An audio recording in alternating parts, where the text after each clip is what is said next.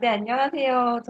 네, 방금 수양님께 소개받은 코드 자원활동가? 종종 자원활동가 이유미라고 합니다. 네, 오늘 제가 부동산 퀴즈 대회를 맡게 되었는데요. 네, 다시 한번 반갑습니다. 방금 수양님이 짧게 간단하게 룰이라고 해야 할까요? 저희 퀴즈 대회 룰을 소개해 주셨는데요.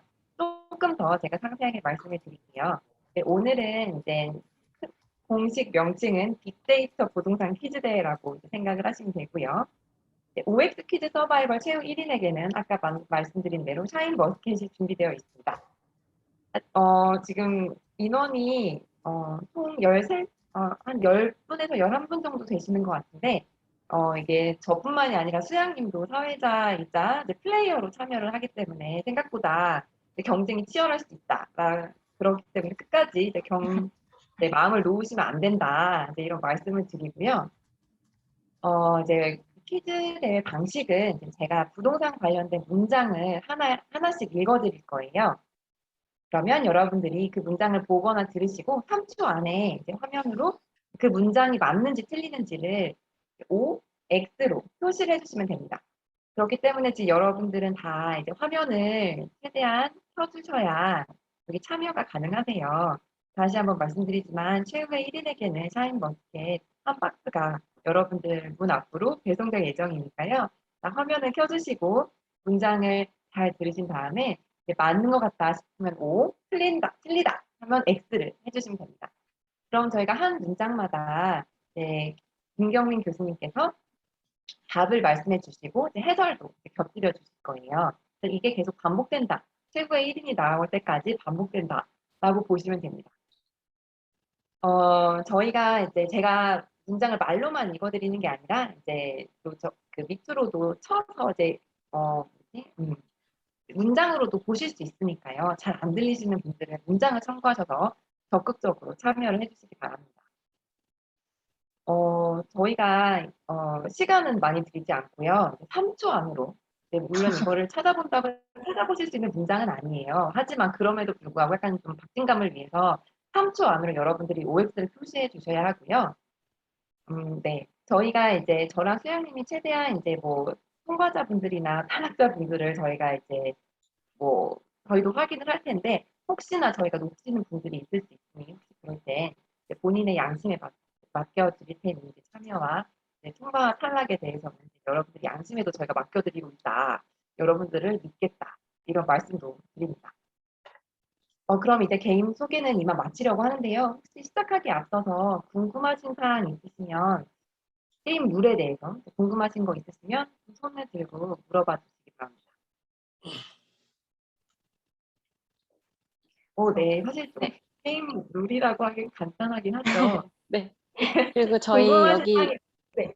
참여하신 분 중에 이제 정말 화면을 켜기 어려우신 분들은 그 반응에 만약에 이제 저희가 OX 퀴즈잖아요. 그래서 O라고 생각하시면 이제 반응에다가 찬성 그 엄지 표시를 눌러주시면 O를 선택하신 걸로 알겠습니다. X는 반응이 없는 걸로. 네, 그렇게 하면 되겠죠? X는 반응을 안 하면 X인 거고, 네, O일 경우에는 이제 이거를 눌러주시면 O로 저를 인정을 해드리는 거죠? 네네. 이사장님 네. 오셨다. 네, 알겠습니다. 그러면 방금 이 룰도 참고하셔서 현재 혹시 다른 화면을 켜질 수 없는 분들도 적극 참여를 해주시기 바랍니다. 네, 그럼 이제 드디어 오래 기다리셨는데요. 빅데이터 부동산 퀴즈 대회를 시작을 하도록 하겠습니다. 오늘 퀴즈 대회를 준비해 주신 김경민 교수님을 소개해 드릴게요. 부동산에 관심 많으신 분들은 이미 미디어를 통해서 교수님을 여러 번 아마 뵈셨을 건데요. 요즘 또 굉장히 핫한 분이시죠. 하버드대에서 도시계획과 부동산을 공부하시고 현재 서울대 환경대학원 도시계획 전공 교수님으로서 부동산 금융과 개발에 관한 연구를 하고 계신 분입니다. 이렇게 말씀을 드리자니 뭔가 좀 아쉬운데요. 한마디로 부동산이라는 영역을 굉장히 힙하게 공부하고 전파하고 계신 분이다라고 생각을 하시면 될 것 같아요. 또 최근에 빅데이터 기반 부동산 관련 플랫폼도 시작을 하셨다고 들었는데요. 나중에 이따가 조금 더 상세하게 설명을 해주실 수 있으니 그 부분도 많은 기대 바랍니다. 자, 그러면 김경민 교수님을 바로 모시도록 하겠습니다. 박수 부탁드립니다. 네, 안녕하세요. 예. 네, 그럼 제가 바로 이제 퀴즈 대회를 시작을 할게요, 교수님. 네, 예. 예, 지금 제가 읽어드리는 퀴즈들도 다 교수님께서 준비를 해주신 문장들인데요. 첫 문제 나갑니다. 잘 들어주세요. 네. 고시원 평당 월세는 타워팰리스 평당 월세보다 높다. 고시원 평당 월세는 타워팰리스 평당 월세보다 높다. 자, 3초 드립니다. 빨리 표시해주세요. 3, 2, 1. 표시하셨나요? 여러분 다, 제 눈에는 지금 5가 좀 많이 보이고 있는데요. 네. 이러다가 아무도 안 남는 거 아닌가 좀 걱정이 되는데 이렇게 답이 통일돼도 되나? 네, 교수님 답과 해설을 부탁드리겠습니다. 예, 이건 사실은 빅데이터로도 알 수 있고요. 그냥 사실 상식이에요. 그러니까 예를 들어서 미국에서 보면 슬럼 로드라는 단어 있거든요. 그러니까 빈민가의 건축주는 왕이라는 얘기예요. 그 얘기 뭐냐면은 그 부동산에서 그 면적을 쪼개면 쪼글수록 그 평당 임대료가 되게 높아져요. 그러니까 예를 들어 가지고 단순히 고시원도 아니고 동자동 쪽방촌만 하더라도 그 쪽방촌이 보통 한 2평 하거든요. 근데 그분들이 한 20만 원, 30만 원 내요. 그럼 평당 10에서 막 15만 원 이렇잖아요. 근데 예를 들어 가지고 압구정동이나 타워팰리스 같은 경우에 50평대가 대략 한 40만 원 해요. 그러면은 얘는 그 평당 10만 원이 안 돼요. 그렇게 보면 이제 고시원이나 쪽방 같은 경우에 지분 허름에도 평당 월세는 훨씬 큽니다. 그래서 굉장히 고수익이에요, 사실은. 예. 근데 되게 부동산적 그 난리지가 풍부하시네요. 이거 잘 못 맞히는데. 문제 의도가 있던데. 네, 여러분 어려운 문제 지금 모든 분들 다 통과하신 것 같은데요. 네, 퀴즈가 생각보다 길어질까 봐 이제 걱정을 해야 되는 건가요? 네, 여러분 축하드립니다. 샤인머스켓을 향해 한 발자국 다가가셨어요. 자, 그럼 두 번째 문장 읽어드리겠습니다. 잘 들으세요. 두 번째. 서울시에서 가장 거래량이 많은 구는 강남구다. 여기서 거래량은 부동산 거래량이겠죠? 서울시에서 가장 부동산 거래량이 많은 구는 이거 답이 다 강남구다. 똑같잖아요. 네? 3, 2, 1. 근데 여러분 진짜 답이 뭐지? 여기 전문가 한 분 계시고 그 한 분을 다 따라하시는 건가요? 지금 조금 걱정되는데 네, 일단 모든 분들이 또 X를 해주셨어요. X를. 교수님 정답을 말씀해 주시죠. 예, 정답은 X가 맞고요. 이거는 제가 화면을 좀 공유할게요. 이게 출제 의도가 티가 나네. 실제 의도가 보입니다. 그러니까.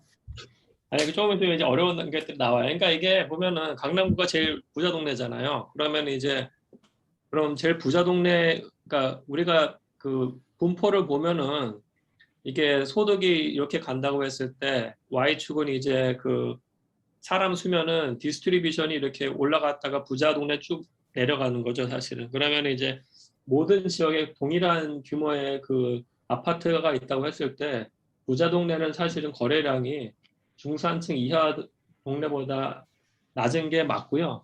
그리고 이제 여기서 이제 그 이거를 보면은 거래량 같은 경우에 또 답이 나와 버리는데 사실은 그래서 가장 압도적으로 많은 데가 노원구예요. 보시면은 노원구는 항상 1등이에요. 항상 1등이고 강남구는 사실은 강남에 있는 다른 지역보다도 좀 낮고요. 그리고 구별로 누적 거래량을 봤을 때 노원구가 압도적으로 1등이고 이건 누적 거래량은 이제 2017년 1월부터 이거 2021년 6월인데 죄송합니다.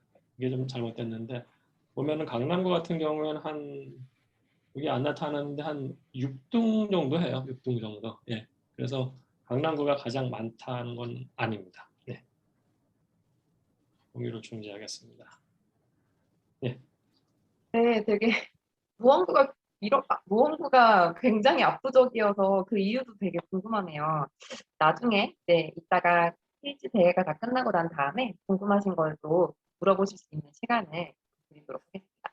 일단은 퀴즈 대회를 계속 진행을 하도록 할게요. 네, 두 번째 문제까지 모든 분들이 통과를 하셨는데요. 네, 세 번째 문장 읽도록 하겠습니다. 세 번째 문제 갑니다. 어떤 거를 읽어드려야 좀 탈락자가 나오시려나. 자, 월세 2천만 원 이상 아파트는 매 분기 100채 이상씩 거래된다. 월세 2천만 원 이상 아파트는 매 분기 100채 이상씩 거래된다. 자, 갑니다. 3, 2, 1. 3, 2, 1. 자, 표시해 주셨나요? 네. 교수님, 네, 표정이, 교수님 표정이, 네. 말씀해 주시죠. 정답을 이거 말씀해 주시죠. 사실은 월세 2천만 원 이상 아파트가 나온 거는 올해가 최초예요. 올해가 최초고, 그러니까 지금 데이터가 다시 설명을 드리면은 지금 국토부 실거래가 데이터는 현 시점부터 한 달 전까지가 완벽하게 알 수가 있어요. 그래서 지금 9월 말이잖아요. 그러면은 그러니까 7월 거까지 완벽해요. 7월 거까지. 근데 제가 분석한 바로는 2021년 이후에 2천만 원 이상 월세가 처음 나왔어요. 그게 1분기하고 2분기 때 3건밖에 없어요. 3건밖에 없고 사실은 그것부터 굉장히 예외적인 거예요. 그래서 제가 좀만 더 데이터를 보여드리면은 그럼 저만 맞은 거예요? 지금 저 식은땀 났어요. 그러니까 이거는 이제 그 분기별로 최고가 월세 최고가를 본 건데요. 그러니까 2010년대 초반에 1,000만 원대를 뚫었어요. 뚫었는데 그 다음부터는 600만 원대 가다가 2010년대 중반에는 한 1,000만 원대 왔다 갔다 해요. 그러다가 갑자기 작년 말하고 올 초에 이게 엄청나게 올라간 거예요. 2천만 원대로. 사실 그게 처음 나왔고, 사실 1,000만 원대 거래수도 그렇게 많지가 않아요. 사실은. 그래서 이거는 2천만 원 이상이 아니고 1,000만 원 거래수인데요. 1,000만 원 거래수가 2021년 1분기하고 2분기 합해서 15건이에요. 15건이고 그전에는 매년 한 6건 정도예요. 그래서 2천만 원 이상은 굉장히 예외적인 거고요. 1,000만 원 이상도 굉장히 예외적인 케이스라고 볼 수 있어요.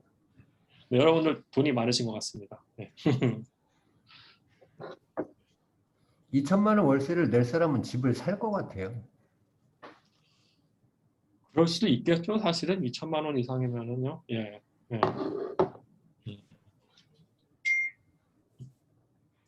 네, 생각보다 최후의 1인이 너무 바로 나와버렸어요. 여러분, 두 번째까지 그렇게 잘 하시다가, 네, 문제를 모두가 너무 예쁘다고 바로 할 때, 잘 골라주셨네요. 바로 이렇게 나와버렸는데, 이거 어떡하죠, 주영님? 이거 다음 패자 부활전을 가야 하나요? 아니면 한 라운드를 또 가야 하나요? 이건 문제 의도 파악의 승리인 것 같은데. 뭐 저희 일단 룰은 룰이니까 우승자는 오원석 이사님 축하드립니다. 감사합니다. 저희 세 문제 풀고 우승자 나왔어요. 너무 충격적이야. 지금 재밌는 거 뒤에 엄청 많이 밀어놨는데. 패자부활전 하시죠. 그럼 패자부활전. 네, 저희 패자 그러면 부활전 바로 진행 한번 해볼까요? 아니면 새로운 네, 라운드를 또 좋습니다. 한번 해보는 건 어떨까요? 네, 네, 새로운 좋아요. 라운드로 이렇게 네, 가기 너무 아쉬우시죠? 네. 그 김경민 교수님께서 문제를 30개 이상 뽑아주셨는데 저희가 지금 달랑 3개 뽑아가지고 자, 그럼 제가 또 다음 문제 일단 읽도록 하겠습니다. 상품은 추후 공개해드리고요. 라운드 1은 최후의 1인께 사인 버스켓이 배송이 될 예정이고요. 두 번째 라운드 시작하도록 하겠습니다. 룰은 똑같습니다. 자, 성수동 클러스터는 동쪽으로 확장하고 있다. 성수동 클러스터는 동쪽으로 확장하고 있다. 3, 2, 1. 여러분? 해주셨나요? 네, 3, 2, 1. 네. 교수님? 정답을 말씀해 주시죠. 동그라미요. 이거 오원석 이사님 대박인데? 부동산 전문가라니까요. 제가 이거는 좀 재밌어가지고 좀 설명을 좀 드릴게요. 제가 두 가지를 갖고 분석을 했어요. 하나는 뭐냐면은 이건 약간 빅데이터인데 사실 약간 스몰 데이터일 수도 있어요. 그러니까 그 우리가 이제 그 부동산에서 이제 토지 용도 경쟁이라고 해요. 랜드 유즈 컴피티션인데요. 그건 뭐냐면은 부동산에서 토지 용도라는 거는 주택하고 오피스, 그러니까 리테일 상업시설, 그 다음에 웨어하우스, 물류 이렇게 네 가지가 있는데요. 거기서 이 토지를 사용할 수 있는 토지 비용이죠. 그거를 누가 더 많이 내느냐가 가지고 우리가 토지 용도 뭐 컴피티션이라고 하는데 그거를 명확하게 알 수 있는 데이터는 없어요. 그래서 제가 만든 그 대리 변수는 뭐였냐면은 국토부에서 나온 데이터 중에서 그 단독 다가구 물량들이 얼만큼 빨리 변화하느냐를 알 수가 있어요. 그러니까 거래 빈도 같은 거. 그래서 제가 한 10년치하고 최근 5년치하고 비교했어요. 그러니까 10년 대비 최근 5년이 엄청나게 팍 뛴데 대충 잡혀요. 그게 어디가 잡히냐면 크게 5군데 정도 잡혀요. 그게 이제 여기 나온 것처럼 여기는 굉장히 상권화 될 가능성이 굉장히 높아요. 그러니까 성수동 쪽이 잡히고요. 성수동이 계속 확장이 돼요. 성수동이 지금 건대 입구 쪽으로 동쪽으로 확장되고 서북 쪽으로 한양대 쪽으로 뻗어나가고 있어요. 성수동이 확장이 되고 두 번째는 을지 충북 클러스터라고 했는데 그러니까 어디죠? 그 인재병원인가요? 거기서부터 동쪽으로 2호선 라인을 따라가지고 그 DDP역 그리고 3호선을 따라서 동대 입구역 그 라인이 굉장히 지금 핫해지고 있어요, 사실은요. 그래서 거기가 하나가 잡히고 그 다음에 용산은 오른쪽으로 효창공원, 왼쪽으로 죄송합니다. 오른쪽으로 용산공원, 동쪽으로 효창공원 사이. 혹시 열정동 골목 가보셨어요? 남영역 근처에? 거기는 완전히 홍콩 필이 나는 골목들이 조성이 되고 있어요. 거기하고 이제 강남에서는 이제 신분당선 라인 따라서 지금 돼요. 그러니까 청계산하고 그다음 양재천 카페 골목이요. 사실 양재천 카페 골목 같은 경우에 10년 전에 그 약간 좀 상권화되다가 망했어요. 망했다가 지금 다시 핫플레이스 되고 있어요. 그 다음에 다섯 번째가 이제 영등포 쪽인데 이거는 영등포 구청역을 중심으로 해서 십자형으로 지금 형성이 되는데 영등포 구청역은 제가 봤을 때 약간 상권화보다는 그 1인 가구들을 위한 주택 유형으로 좀 바뀌는 것 같아요. 근데 나중에 가능성이 있고요. 그러니까 이 데이터는 사실은 그래서 단독 다가구가 어떻게 컨버전 되느냐에 대한 거고요. 근데 이거랑 똑같이 제가 뭘 했냐면은 이 데이터는 KT에서 통화량 데이터를 제가 받았어요. 그래서 어떤 걸 했냐면은 뭐라고 저한테 그러지 마세요. 제가 봤을 때 강남 3구 거주하는 20, 30대가 전 트렌드 세터라고 보기 되기 때문에 강남 3구 거주하는 20, 30대 트렌드 세터가 주말에 어디로 가느냐를 봤어요. 주말에 어디로 갔을 때 그 데이터가 얘예요.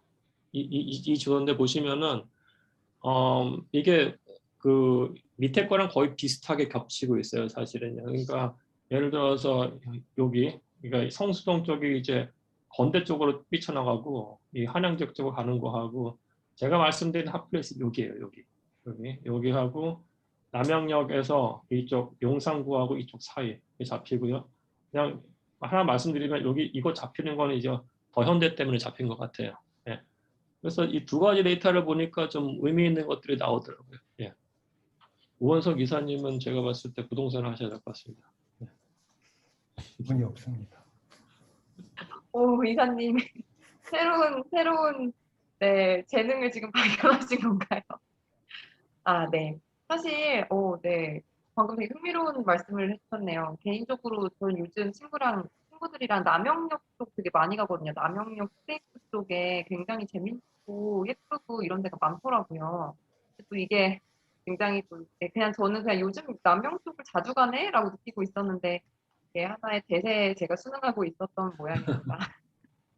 자, 그럼 다음 아까 방금 이 문장은 조금 OX가 갈렸던 것 같은데 제가 좀 놓쳤던 것 같아서 혹시 지금 통과하신 분 손 들어주세요. 통과하신 분? 저 통과했어요. 또 통과하신 분 계신가요? 요 밑에 그 채팅창에 해주신 분들도 포함, 네네. 텍스님, 은우님. 네. 네네. 그러면 아직 네. 또 2라운드가 곧 종료되나 해서 네, 아직은 채팅창에 써주세요. 네, 채팅창 죄송합니다. 채팅창도 들어보겠습니다. 자, 그럼 다음 문제 가도록 하겠습니다. 아까 방금 교수님께서 이제 강남 3구 2030에 대해서도 말씀을 하셨는데요. 그거 관련한 문제 문장이 있길래 이제 그걸로 가보도록 하겠습니다. 강남 3구 거주 20대 30대가 주말 공휴일에 놀러 가는 지역의 하나는 강원도 영서 자, 다시 한번 읽어드릴게요. 자, 왜 갑자기 헤어링이 발생하지? 네. 지금은 괜찮네요. 네. 다시 읽어드리겠습니다. 강남 3구 거주 20대 30대가 주말 공휴일에 놀러 가는 지역의 하나는 강원도 영서 지방이다. 3, 2, 1. 네, 다 표시해 주셨죠? 네, 교수님 정답은 무엇일까요? X요. 오! 오건소 기사님 계속 맞히고 있어. 트렌드를 아는 거죠. 이것도 사실 아까 그 KT 자료 갖고 제가 전국을 분석을 했어요. 전국을 분석을 했는데 잡히는 데가 어디가 잡히냐면은 제주도하고요, 부산하고 강원도 영동 지방이 잡혀요. 특히 여기 보시면은 삐쭉삐쭉 나온 데가 딱 그거예요. 양양, 속초, 강릉, 태백이에요. 예. 이렇게 띠리릭 잡히고 부산 잡히고 이제 제주도 잡히고 대전이 약간 잡혀요. 예. 그래서 이 부분도 좀 되게 KT 자료가 나름 의미하게 좀 유의미하게 쓰일 수 있을 것 같은 가능성을 보여줬습니다. 네. 제가 아는 것 중에 하나는 요즘 트렌드 중에 하나가 그게 강남에 관련이 있는지 모르겠는데 여름이 지나고 이때쯤에 물놀이가 굉장히 핫했어요. 맞아요. 요즘 저희 해외를 친구들 못 중에 가니까. 카약 타는 친구들, 카약 타러 가고 막 그런 친구들 많거든요. 전에 왜 왔을까요? 대전에 아무것도 없는데. 대전에 신세계는 일하러 간 거 아닐까요? 최근에 문을 열었지만 일하러.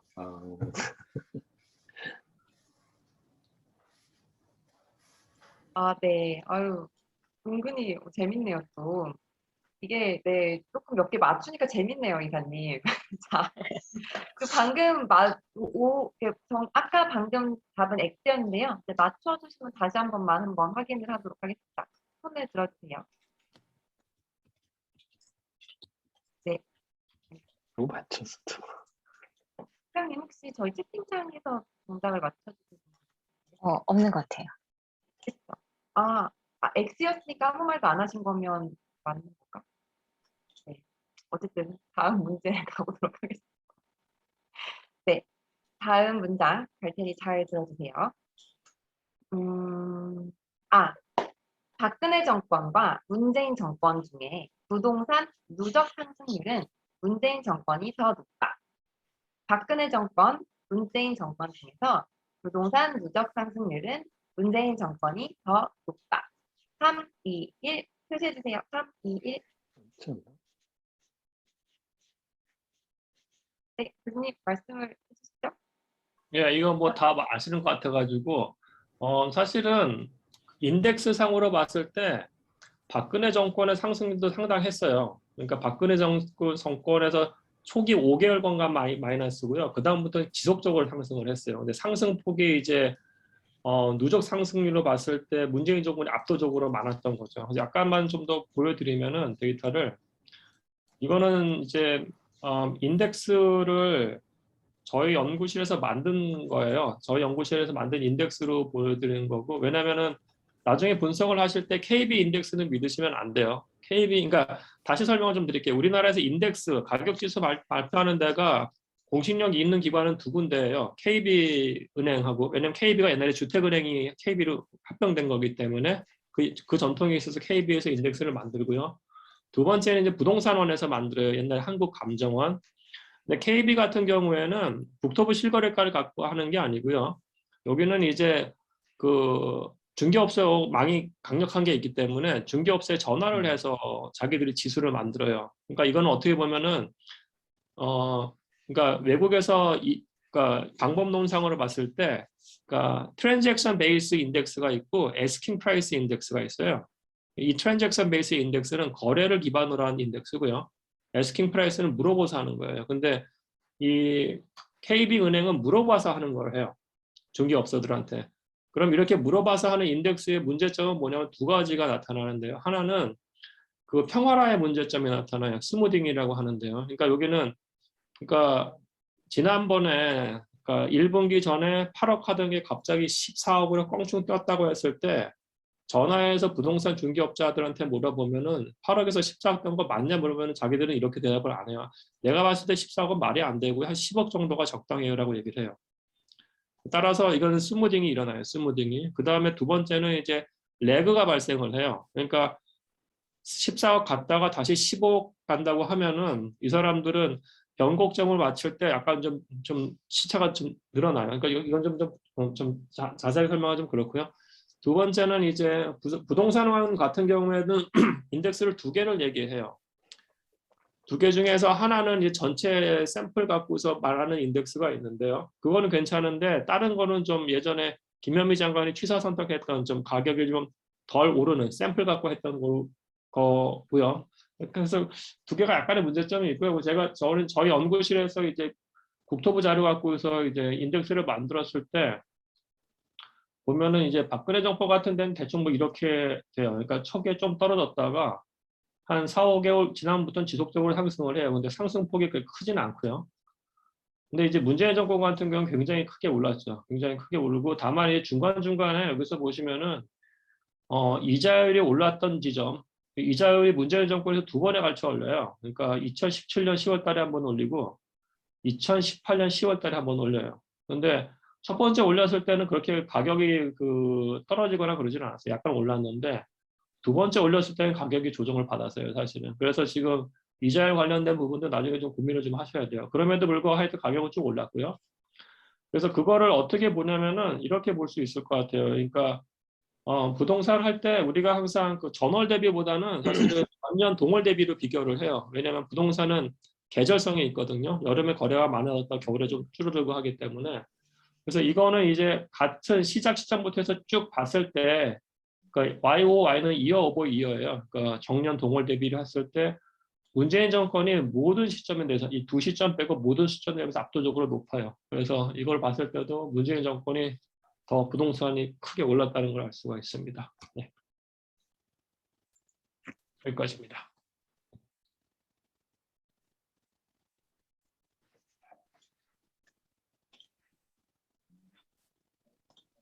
마이크 꺼졌어요. 유미님 마이크 꺼져 있어요. 아, 네, 죄송합니다. 네, 이렇게 시각적으로 보니까 또 더 와닿는 게 있어서 좀 되게 신기했는데요. 네. 이제 라운드 2는 생각보다 그래도 라운드 1보다는 조금 좀 계속 살아남으신 분들이 계셔서 다행입니다. 다음 문제 바로 가도록 하겠습니다. 노도성 거래량 중 2017년 이전 6억 원 이하가 차지하는 비중은 93% 이상이었다. 여기서 노도성은 노원구, 도봉구, 성북구를 말합니다. 다시 한번 읽어드릴게요. 노도성 거래량 중 2017년 이전 6억 원 이하가 차지하는 비중은 93% 이상이었다. 자, OX 바로 해주세요. 하나, 둘, 셋. 자, 교수님 정답을 말씀해 주시죠. 사실 이게 93%가 상당히 큰 건데 이거 5예요, 5. 예. 그러니까 제가 데이터를 좀 보여드릴게요. 사실 이거 약간 저도 놀랐어요. 왜냐면은 제가 문제를 약간 좀 꼬아가지고 여러분들이 지금은 몇 프로일 것 같이 생각을 한번 해보세요. 6억 원 이하가 노도성 지역에서 몇 프로가 될지에 대해서 그냥 그 마음속으로 답이 어떻게 50% 이상일지 50% 이하일지 한번 생각을 해보시죠. 지금 사실은 이거는 지금 그러니까 올해 1분기, 2분기예요. 그러니까 노도성 지역은 노원구, 도봉구, 성북구예요. 사실은 노도강이라고 하면 안 되는 게 아마 제가 다른 질문에도 있습니다만은 강북구는 거래량이 되게 작아요. 성북구는 거래량이 어마어마해요. 강북 쪽에서 미니 신도시라고 할 수 있는 것이 기름 뉴타운이에요. 기름 뉴타운. 근데 기름 뉴타운의 일부는 강북구에도 있고 그다음에 이제 일부가 이제 그 성북구에 있습니다. 근데 성북구는 거기가 벌써 2만 채 정도가 있는데 사실은 성북구는 또 노원구랑 같이 바로 옆이기 때문에 사실 성북구를 하는 게 맞고요. 그래서 저는 노도성이라는 얘기를 하는데 노도성 같은 경우에 그 6억 원 이하 거래 비중이 이 보시면은 그 2000년대 후반께는 한 90% 이상이 90% 이상이고 한 2015년까지만 해도 80%에 육박합니다. 그러니까 100채 거래될 때 80% 정도가 6억 원 이하였어요. 근데 이제 이게 작년, 그러니까 이게 급격하게 낮아지면서 특히 작년을 기점으로 해서 굉장히 크게 꺾입니다. 꺾이고 지금 단계에서는 대략 30% 선까지 꺾였어요. 그 얘기는 뭐냐면은 굉장히 가격대가 높아진 거를 알 수가 있습니다. 예. 예. 오, 근데 93%가 되게 충격적인 수치이긴 하네요. 신기하네요. 2017년이면 그렇게 옛날도 아닌 것 같은 느낌이 드는데, 오, 사실, 네, 저도 얼마 전에 이제 뭐 부동산 관련해서 친구들이랑 공부하고 하면서 호갱노노에서 6억 원을 필터링 걸고 한번 걸어봤는데, 몇 개 안 나오더라고요. 네, 그렇습니다. 지금 라운드 2 지금 진행 중인데, 지금 제가 봤을 때 지금 두 분 남은 것 같거든요. 오원석 이사님과, 오늘 MVP신 것 같은데, 오원석 이사님과, 그만할까요? 저는 네? 채팅창에 이제 은우님 남으신 것 네, 같고, 맞아요. 네, 두 분. 그리고 나머지 분들은 다 탈락하신 것 같긴 한데, 일단은 그래도 계속 흥미진진하게, 이제 OX는 계속 표시해 주시면서 게임에 임해 주시면 더 재밌으니까요. 자, 다음 문제 가도록 하겠습니다. 이거 또 재밌겠네요. 이, 죄송합니다. 2015년 이후 성남시 누적 상승률은 강남구에 필적한다. 2015년 이후 성남시 누적 상승률은 강남구에 필적한다. 다 같이 표시해 주세요. 3, 2, 1. 표시 주셨죠? 네. 정답 발표해 주시죠, 교수님. 예, 5가 맞아요. 근데 네, 혹시 그 다음 건도 질문을 하실 건가요? 그 일산과 마포도? 아니요, 교수님 그냥 아, 설명해 주셔도 돼요. 네. 그래요? 예. 이게 그 질문을 약간 따로 해서 그러니까 이게 약간 좀 재밌는 게요. 그 서울을 한 5등분으로 나눌 수가 있어요. 그러니까 동남권 같은 경우에 강남 3구하고 이제 강동구하고 그다음에 이제 동서는 이제 동작구부터 다 왼쪽이죠. 강서구까지. 그다음에 시내에 있는 종로, 중구 빼고 노도성하고 이제 오른쪽 지역, 그다음에 마포하고 서대문, 은평을 해서 이렇게 4군데를 나눌 수가 있는데 보통 거기서 이주하는 지역들을 보면은 아주 멀리가 안 가요. 그러니까 강남 3구에서 주로 가는 데는 근처로 갑니다. 예를 들어서 당연히 분당 많이 가고요. 용인 가고 그다음에 동탄까지도 가요. 그리고 동쪽으로 남양주하고 하남도 일부가 갑니다. 근데 여기서 일산으로 가진 않아요, 사실은. 그리고 서쪽, 강서 쪽에서는 김포로 많이 가고요. 그다음에 그러니까 북서쪽인 마포 이쪽에서는 일산으로 굉장히 많이 갑니다. 그리고 동북쪽 지역에서는 동두천으로 많이 가요. 동두천하고 동쪽에 있는 남양주 쪽으로요. 그런데 각각에 대해서 보시면은 우선은 이거를 그러니까 마포구 같은 경우에는 북서쪽이잖아요. 그럼 대체 신도시가 김포하고 이제 고양시 일산이에요. 굉장히 많이 올랐거든요. 2010년대 중반부터 여태까지 한 마포가 한 100 올랐다고 하면은 뭐 마포의 대체가 될 수 있는 일산 같은 경우가 과연 100이 올랐을까에 대한 질문인데 그렇지가 않아요. 일산의 상승폭은 마포구를 따라가지 않습니다. 예를 들어서 이게 그 그래프인데요. 그러니까 이 주황색이 지금 마포구예요. 고양시가 이것이고요. 그러니까 고양 사는 사람들은 사실은 이거 밑에 죄송합니다. 이게 대략 그 작년 초인가 그래요. 아니면 2019년 말인데 한 2년 동안 엄청난 배아픔을 견뎌요. 왜냐하면은 그러니까 마포 살다가 고향 왔던 사람들은 거의 쓰러지는 거죠, 사실은. 마포에 있었으면 엄청나게 가격이 상승했는데 그렇지 못했으니까. 그래서 시차를 두고서 올라가긴 하는데 특정 시점에서 누적 상승률을 보면은 고양시가 마포구만큼 상승하지 않아요. 예. 그런데 강남구하고 분당구는 틀려요. 강남 같은 경우에 쭉 올라갔다가 지금 이제 누적 상승률이 이렇게 된다고 하면은 성남 같은 경우에는 한 특정, 그러니까 시차를 두고 오르기 시작을 하는데요. 근데 급격하게 올라가가지고 강남구의 누적 상승률에 그러니까 도달해요. 근데 여기서 나올 수 있는 인사이트가 두 개인데요. 그러니까 분당하고 판교는 강남의 대체제라는 게 하나가 성립이 되고요. 두 번째, 투자 시점을 봤을 때 강남이 뛰면은 시차를 뛰고 분당이 오르기 때문에 추가적으로 강남이 높다고 하면 분당으로 투자하는 것도 나쁘지 않다는 거고요. 마찬가지로 마포하고 그 고양시도 마찬가지입니다. 사실은. 예. 그러니까 이 두 개는 완벽한 대체제는 아니에요. 대체제는 아니지만은 시차를 두고 고양시가 오르는 시점이 나타납니다. 사실은. 그래서 그 시차와 관련해 가지고 투자 시점을 좀 이해하는 것도 좀 좋을 것 같아요. 다만 마포가 올라가는 폭만큼 누적 상승률을 기대할 수는 없어요. 예.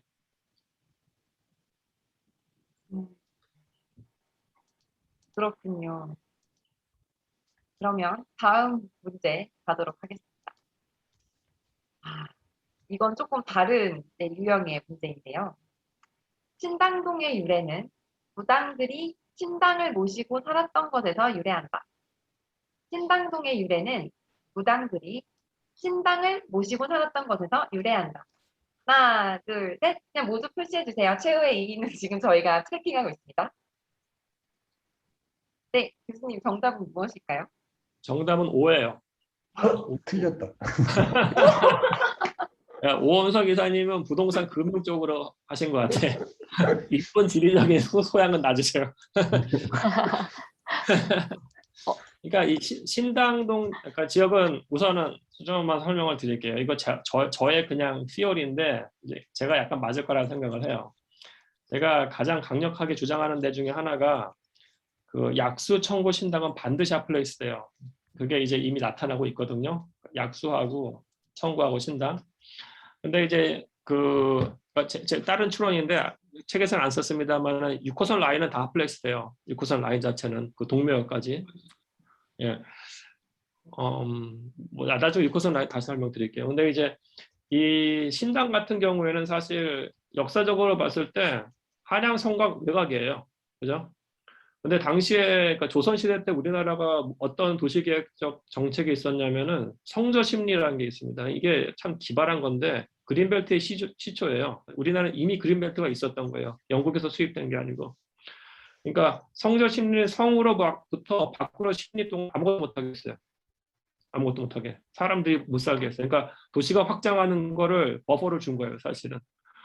근데 뭐 도시를 확장 못하게 한다고 사람들이 안 살겠냐고요. 실질적으로 이제 행정력이 안 미치면 살죠. 그래서 신당이라는 거는 지금은 새 신자인데요. 과거에는 그게 신당을 모신다는 그 신자예요. 그 무당들이 살던 데입니다, 사실은요. 네, 무당들이 살던 데. 그리고 신당역 주변으로 지금 그 엄청나게 핫플레이스가 될 가능성이 굉장히 높아요. 거기 지금 굉장히 시크한 카페, 특히 레스토랑들이 많이 들어가고 있어요. 예. 네, 진짜 신기하다. 네, 사실 최근에 제가 어렸을 때 약수역 쪽에 살았었는데 얼마 전에 거기 우연히 갔는데 너무 예쁜 카페들이랑 되게 괜찮아 보이는 뭔가 뭐 이자카야 이런 데들이 많이 생겨서 드디어 여기도 드디어 이제 음식점들이 들어서고 있나 싶었었는데 이게 또 핫한 곳이 되고 있다고 말씀하시니 되게 신기하네요. 되게 신기하면서 여러분 이게 네, 라운드 2가 최후의 1인 없이 종료되었다는 걸 안내드립니다. 그래서 다시 리셋을 해서 라운드 3으로 가보려고 해요, 여러분. 다시 리셋이니까 다시 한번 또 초심을 다시 되찾으셔서 라운드 3 도전하시기 바랍니다. 자, 그러면 바로 라운드 3 들어가 보도록 할게요. 아주 신당이라는 신당동이 라운드 2를 이렇게 끝내주네요. 네, 자, 라운드 3 다시 시작하도록 하겠습니다. 잘 들어주세요. 서울시 아파트 가격이 오르면 전국 광역시 아파트 가격은 오른다. 다시 한번 말씀드릴게요. 서울시 아파트 가격이 오르면 전국광역시 아파트 가격은 오른다. 하나, 둘, 셋. 오, 지금 답이 갈리고 있고 최후의 1인이냐 한 명의 탈락이냐 이건가요? 자, 교수님 정답을 아, 발표해 주시죠. 예, 이거는 제가 그냥 그 커플링이냐 디커플링이냐에 대한 건데요. 시점을 어디로 맞추느냐에 따라 O가 될 수도 있고 X가 될 수도 있어요. 이건 제가 그냥 장난으로 낸 질문인데 이거는 좀 같이 보시면 좋을 게 사실은 원래는 디커플링이 맞아요. 디커플링인데 근래에 굉장히 이상하게 커플링이 시작이 됐어요. 그러니까 예를 들어서 이걸로 보자고요. 이거는 지금 보시면은 이 위쪽에 있는 두 개 라인하고 밑에 쪽엔 전혀 별개의 흐름이에요. 사실은 이거는 미안합니다. 이거 딴 데서 갖고 하고 2006년부터 2013년까지예요. 2014년인데 위에 두 개는 지금 이거는 서울하고 인천이에요. 그러니까 수도권은 거의 같이 가요. 사실은 광역시 중에서 그러니까 내셔널 마켓이 있고요. 내셔널 팩터가 있고 이제 로컬 마켓이 그러니까 리저널 마켓이 있는데 리저널 마켓마다 상황이 굉장히 다릅니다. 근데 수도권은 거의 같이 가는 패턴이 나타나요. 근데 수도권하고 딱 기타 광역시하고는 약간 달라요. 예를 들어서 이 부분은 얘는 대구거든요. 그러니까 서울이 그러니까 2008년에 샥 터졌을 때 그 2008년 금융위기 터졌을 때 급락했다가 다시 올랐다가 내려가잖아요. 근데 이건 어떻게 보면 좀 큰 대세로 봤을 땐 떨어지는 패턴인데요. 근데 이때 대구 같은 경우는 올라요. 대구 같은 경우도 오르고 나머지 5개 광역시가 다 오릅니다. 다 오르는데 이게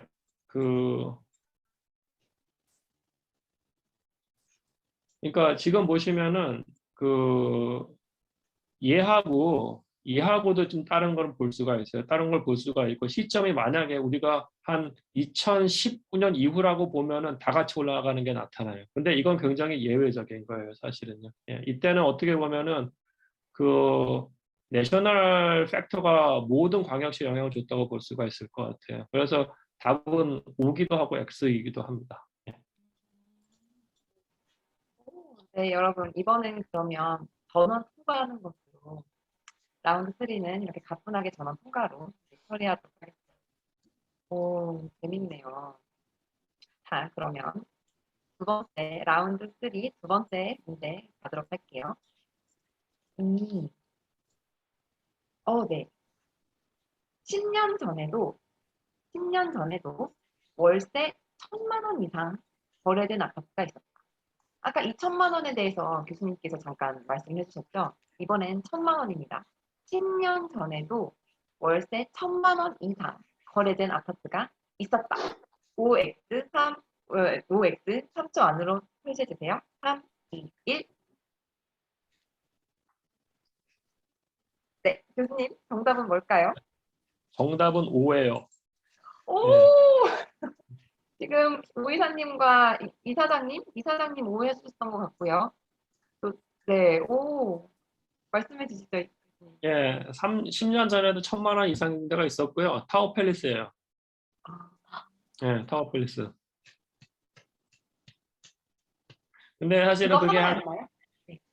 그때 그거 하나였어요. 타워 팰리스. 오. 예, 예. 아, 그렇군요. 스타플레스 하는 이유가 있었군요. 그럼 우리나라에서 처음으로 월세 1,000만 원 이상을 기록한 게 타워팰리스라는 말씀이신 거죠? 그건 봐야 되는데 하여튼 20년 전에는 1,000만 원 이상 찍은 건 타워 팰리스였어요. 예. 그렇군요. 네, 아까 맞으셨던 분이 혹시 저와 오 이사님, 예. 그리고 이사장님, 그리고 권혜진 이사님 또 계신가요? 네, 수영님 죄송한데 제가 지금 채팅이 잘 안 보여서 그 채팅도 수영님이 한번 확인을 해주시면 감사하겠습니다. 네. 일단, 네, 지금 일단 저는 그럼 꽤 많으시네요. 조우진님, 그래요? 텍스킴, 남반장님. 네. 네, 알겠습니다. 자, 라운드 3 계속해서 진행을 해보도록 하겠습니다. 자, 다음 문제 갈게요. 송파구 거래량은 강남구보다 많다. 한 번 더 읽어드릴게요. 송파구 거래량은 강남구보다 많다. 3, 2, 1. 네, 많은가요, 교수님?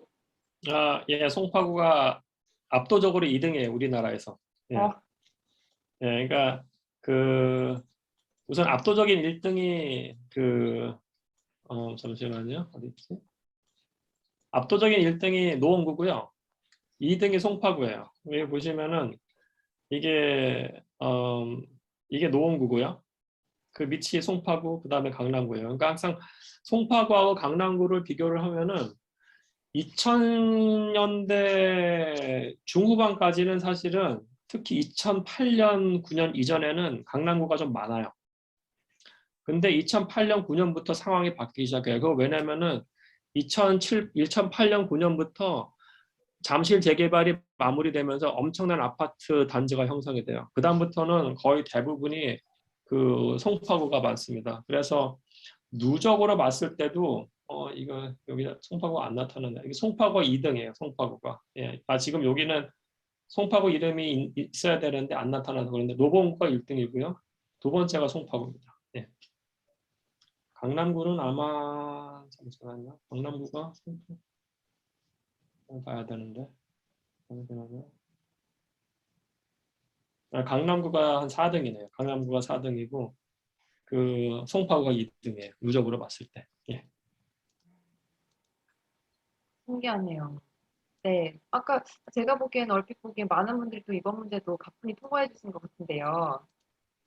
네, 일단 다음 문제로 가보도록 하겠습니다. 음, 이제 여러분들 좀 감을 잡으신 것 같아가지고 감을 잡으신 것 같아요. 1라운드, 2라운드 굉장히 막 이렇게 우수수 막 하셨었는데 감을 잡으신 것 같아서 저도 네. 자, 조심스럽게 잘 골라보도록 하겠습니다. 이건 또 송파구 관련된 문제 가볼게요. 송파구의 30억 원 이상 거래의 아파트 수는 용산구보다 많다. 한 번 더 읽을게요. 송파구의 30억 원 이상 거래 아파트 수는 용산구보다 많다. 자, 하나, 둘, 셋. 네, 정답은 뭘까요, 교수님? 정답은 X요. 네. 이사장이 혼자 만드신 건가, 지금? 오, 역시 자산가. 네, 설명 지금 부탁드릴게요. 예. 이게 송파구가 거래량은 굉장히 많은데요. 거기 안에서 초고가 아파트가 잘 안 나타나요. 물론 아마 지금 그 롯데 월드타워에 있는 그 비싼 아파트들이 나중에 거래가 되면 나타날 텐데 지금 봤을 때 초고가 아파트를 선도하는 구는 사실은 구라고 봤을 때 구는 강남구하고요. 성동구하고 용산구예요. 예. 그래서 예를 들어서 그거를 여기 보시면은 강남구가 올해 30억 이상이 거래된 데가 강남구가 한 250채되고요. 서초구가 잠시만요. 서초구가 196채예요. 그러니까 우리가 봐도 서초구 그냥 과거에 그 도곡 아니 죄송합니다. 지금 한강변에 있는 아파트도 엄청나게 비싸게 거래되고 있잖아요. 그죠? 그다음에 용산구하고 성동구예요. 송파구는 거래량이 사실은 30억 이상이 성동구하고 용산구에도 밀려요. 근데 이거를 좀 더 구체적으로 동 단위로 봤을 때는 1등하고 2등이 그 한남동하고 성수동이에요. 예. 한남동하고 성수동. 신기하네. 아까 수양님 채팅창에서 또 네. 맞췄던 네. 지금 텍스님, 네, 제이님, 윤종수 이사님이랑 텍스님 두 분 이제 결승이죠. 지금 최후인이 지금 겨루고 계시군요. 네. 라운드 3. 여러분. 어느 분이, 사실 아직은 네, 선물을 공개하지 못했지만, 어쨌든 어느 분이 선물을 할 것인가. 다음 문제 가도록 하겠습니다.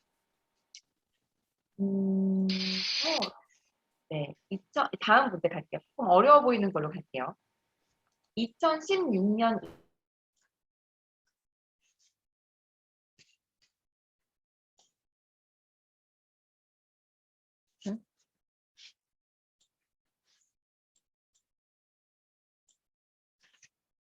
전에는 5억 원 이상 거래. 네. 정답은 뭘까요, 교수님? 서울 전체로 봤을 때 맞아요. 오, 2% 수준이었어요. 예. 이사장님. 그러니까 네. 이게 그래프예요. 지금 이제 보면은 2006년부터 분기별로 봤을 때 거래량을 이제 막대기고요. 그 시점에서 잠시만요. 이게 15억 이상 거래된 것들이 이 라인이 이제 퍼센트예요. 지금은 많이 올라간 걸 볼 수 있어요. 지금은 한 16.3%가 올해 2분기, 올해 2분기에 16.3%가 이제 15억 이상이에요. 서울시 전체에서 굉장히 큰 수죠. 근데 2015년 이전만 하더라도 1%예요. 1%, 2%, 조금 뭐 2.5%대여서 그러니까 이게 왜 중요하냐면요. 보통 우리 그러니까 부동산 시장에서 거래량을 기준으로 했을 때 탑 10% 그러니까 100건 거래되면은 위에서부터 10등 정도 하는 아파트의 거래 가격을 놓고서 우리가 초고가 아파트라고 해요. 해외에서는. 그래서 지금 같은 경우에는 사실은 그 100채 중에서 16채, 16등 정도 한 게 15억이잖아요. 그러면 15억 아파트는 더 이상 초고가 아파트가 아니에요. 지금 대략 봤을 때 지금 제가 넘버를 지금 안 써놨는데요. 한 18억인가 그래요. 10등 하는 게.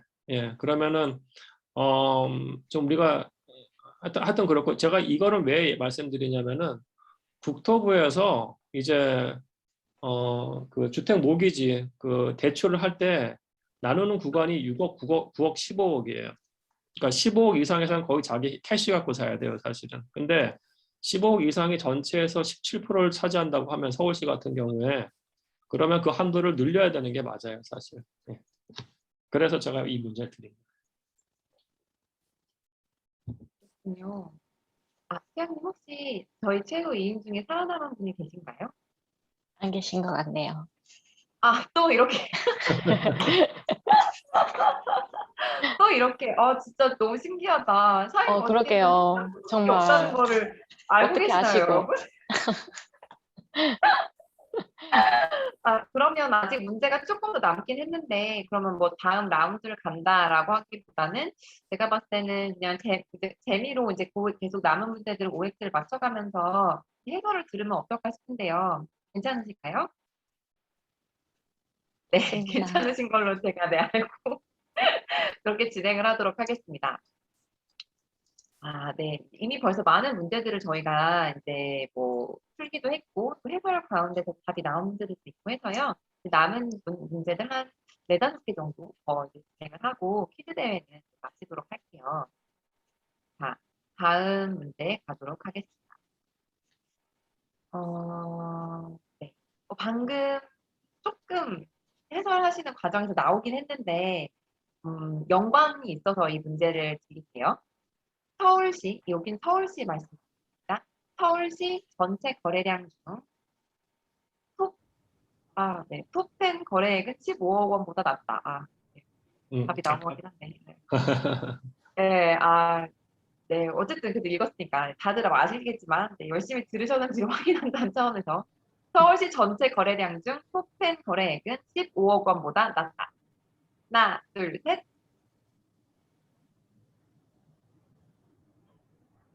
네, 교수님. 네, 제가 교수님께서 이미 설명해 주신 부분을 또 말씀드리고 말았는데요. 혹시 더 덧붙여서 말씀해 주실 부분 있으면 말씀해 주시고. 아니요, 없어요. 예, 다른 뭐 질문이 강남구랑 연관이 돼서 제가 아직도 설명을 드릴게요. 예. 네, 알겠습니다. 음.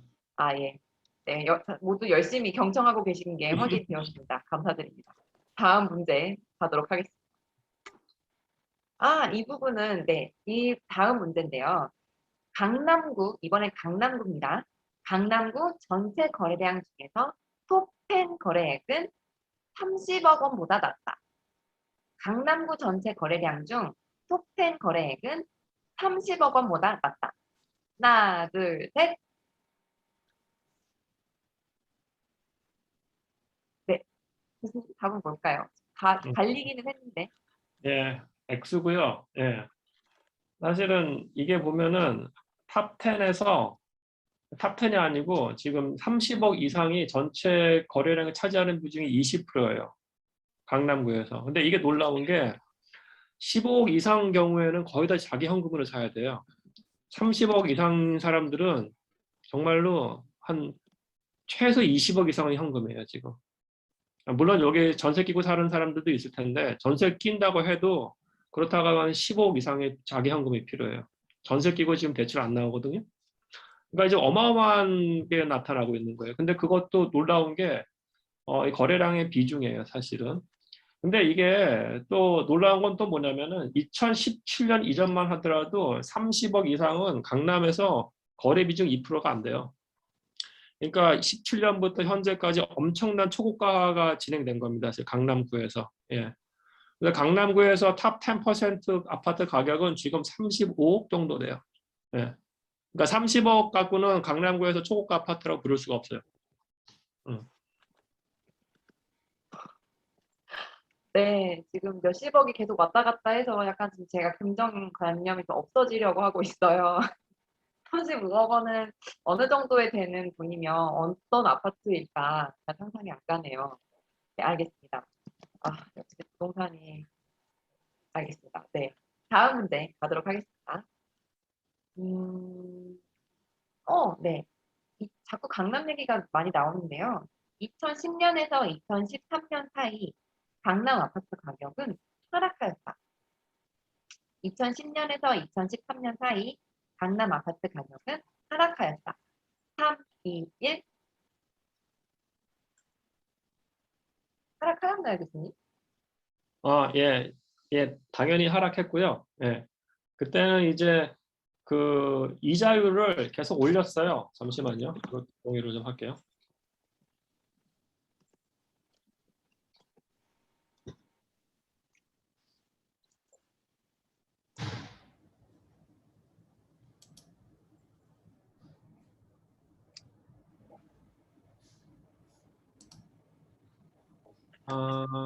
잠시만요. 이거 그때가 안 나타나는구나.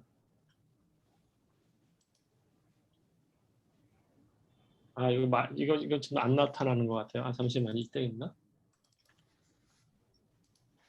여기 있네요. 그러니까 2010년부터 이게 강남구거든요. 2010년부터 보시면은 이때가 2010년인데요. 2010년부터 해가지고 2000 쭉 보시면은 지속적으로 강남구 가격은 떨어져요. 예. 그러니까 이때는 사실은 이 금리하고 연결이 돼 있어요. 그러니까 금리가 오르는 기간이 2010년 후반부터 2012년 8월까지가 금리가 스물스물 올랐어요. 이 당시에 거의 한 1.25%가 올랐어요. 125포인트 올른 거 상당히 큰 폭이거든요. 그 기간에 강남을 비롯한 전국이 아니고 서울에 있는 집값들은 다 빠졌어요. 그러니까 제가 이 문제 드린 거는 그거예요. 지금 이제 언론에서 25bps 올린 거에 대해서 지금 가격이 왔다 갔다 안 한다는 얘기가 하는데 그건 굉장히 잘못된 겁니다. 한국은행에서 금리를 한 번 올리고 끝나는 게 아니에요. 올릴 때 몇 년에 걸쳐 가지고 스물스물 올려. 보통 0.25%씩 또는 0.5%씩 이렇게 올려요. 근데 우리가 보면은 그러니까 2010년대 초반에 1년 반개월 거의 2년 정도에 대해서 그러니까 1.25% 올렸고요.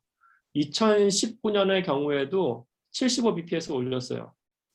근데 지금 오늘 신문 보시면 아실 텐데요. 미국에서 FOMC에서 어떤 얘기를 했냐면은 2024년까지 그 사람들 위원들한테 물어봤거든요. 얼마까지 올리면 좋겠냐고 했을 때 8명이 2.5%까지 얘기했어요. 지금 기준금리 2.5%.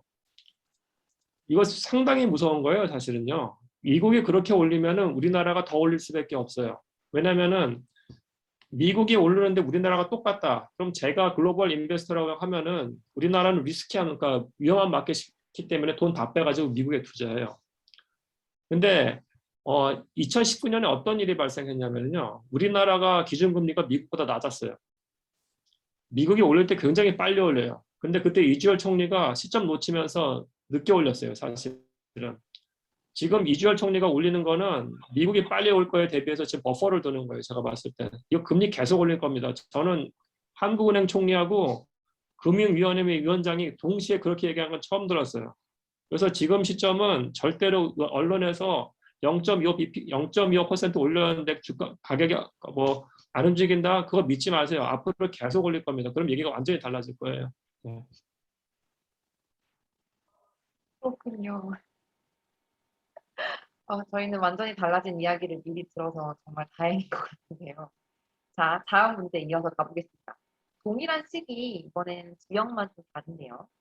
2010년에서 2013년 사이 대구와 광주 아파트 가격은 상승하였다.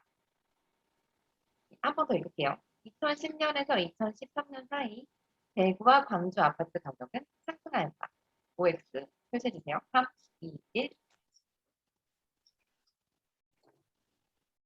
상승했나요, 교수님? 예, 상승했고요. 이거 아까 제가 표에서 말씀드린 것 같은데요. 2010년에서 2014년까지가 대충 여기고요. 그때는 이제 서울하고 인천을 제외한 모든 그 광역시에서 같이 올랐어요. 예. 근데 이거를 넘어서 약간 좀 재밌는 거는 예를 들어서 서울, 인천 같이 움직이고요. 부산하고 울산하고 거의 비슷하게 움직여요. 그 다음에 이제 세종하고 대전 당연히 같이 움직이고요. 근데 이제 재밌는 게 광주하고 대구가 서로 동떨어져 있음에도 불구하고 약간 비슷하게 움직이는 게 트렌드가 잡혀요. 근데 이거는 그냥 트렌드가 잡히는 거지 같이 움직이는 뭐 어떤 그 비하인드 레셔널 이런 건 모르겠어요. 근데 그 두 개 같이 움직이면 좀 이상해요. 네. 그래서 광주와 대구를 같이 묶어주셨군요. 자, 그러면 사실 몇 문제 남지 않아서요. 자, 남은 거 몇 개를 골라보겠습니다. 사실 교수님이 중간중간 해설해 주시면서 답이 또 나오는 것들이 있어서 네. 네.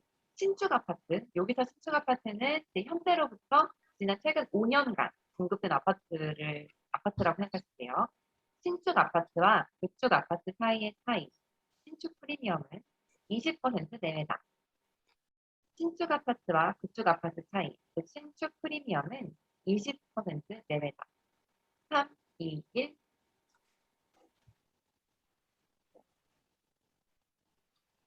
정답은 뭔가요? 20% 훨씬 넘어요, 지금. 그러니까 지금 그러니까 2017년 이후에 새로운 트렌드인데요. 신축 아파트하고 구축 아파트의 격차가 계속 벌어지고 있어요. 그러니까 이게 서울시 전체에서 2011년만 하더라도 신축 아파트 평당가하고요. 구축 아파트 평당가. 구축 아파트는 그러니까 지금부터 5년이 신축이면은 5년 이상 된 아파트가 구축이에요. 그 양쪽만 봤을 때 차이가 한 15%밖에 안 됐어요. 근데 이게 물론 올라갔다 떨어지게 됐습니다만 지금 급격히 올라가지고 거의 40%에 육박해요. 그러니까 신축에 대한 수요가 엄청납니다. 사실은 서울시 전체로 봤을 때. 그래서 신축하고 구축의 격차가 굉장히 커져요. 그러니까 이건 아마 사람들의 소득이라든지 라이프 스타일이 바뀌면서 구축 아파트에 대한 수요가 좀 떨어지는 거예요. 근데 이걸 또 역으로 생각하면 뭐 어떻게 되냐면은 나중에 재개발 아파트에 대한 수요가 또 폭증할 거예요. 네.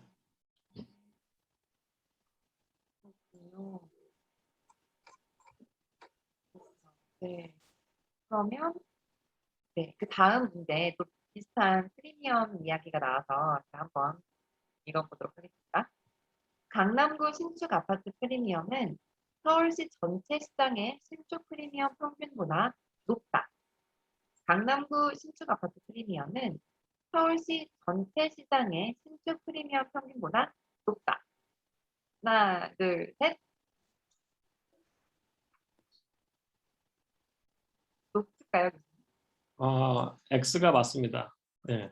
그러니까 강남구 같은 경우에는 이거 두 개 보시면 트렌드 자체는 비슷하게 가는데요. 강남구도 과거에 한 10%대였다가 쭉 오르긴 했습니다만 이게 지금 대략 23%대예요. 근데 아까 말씀드렸다시피 서울시 전체가 40%잖아요. 그죠?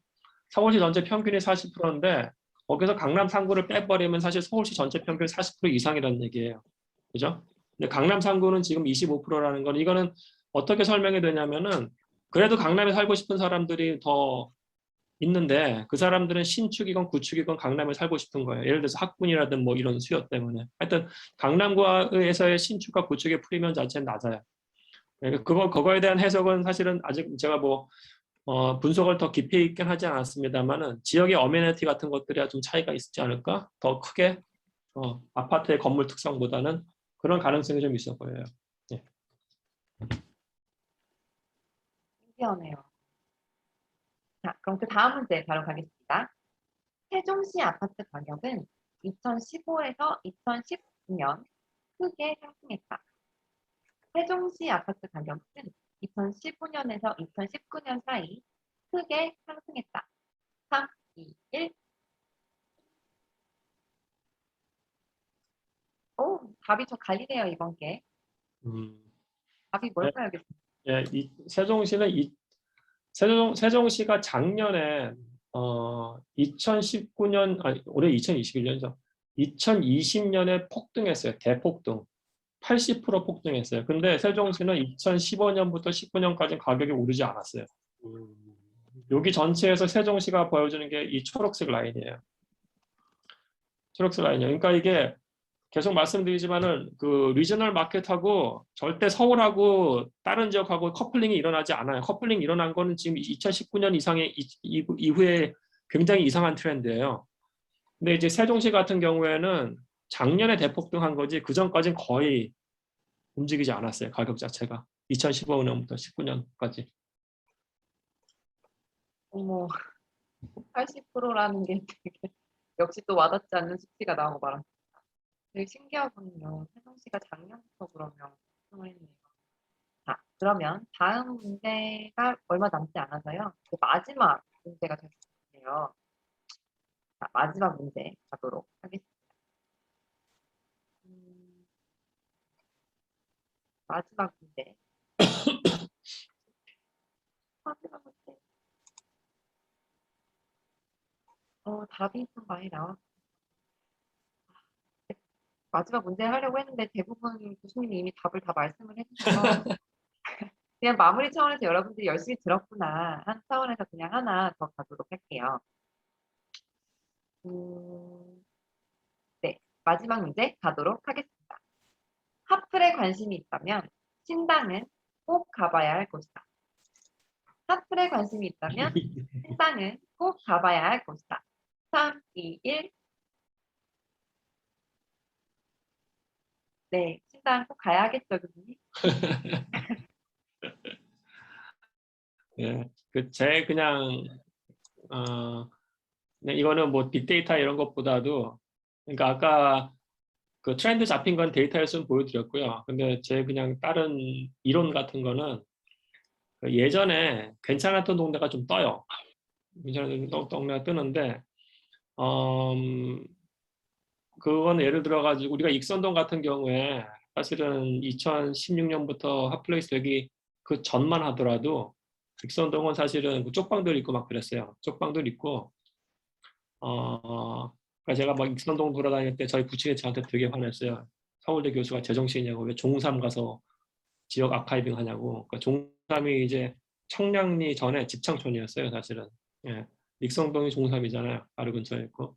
근데 익선동이 원래는 궁궐이었어요. 그러니까 철종의 후손인 왕족이 살던 데였어요. 예. 그러니까 신당동 같은 데는 어떻게 되냐면은 거기가 이제 과거에 문화주택 단지였어요. 문화주택 단지라는 건 일제시대 때 일본인들이 이제 집단적으로 살 수 있는 단지를 조성한 데입니다. 단지를 조성한 데인데 신당동 그래서 가보시면은 일부 적상 가옥들이 있고요.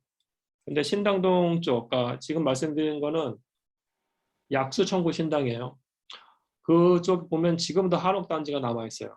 그러니까 일제가 경성 외곽에 대규모 문화주택 단지를 막 건설해요.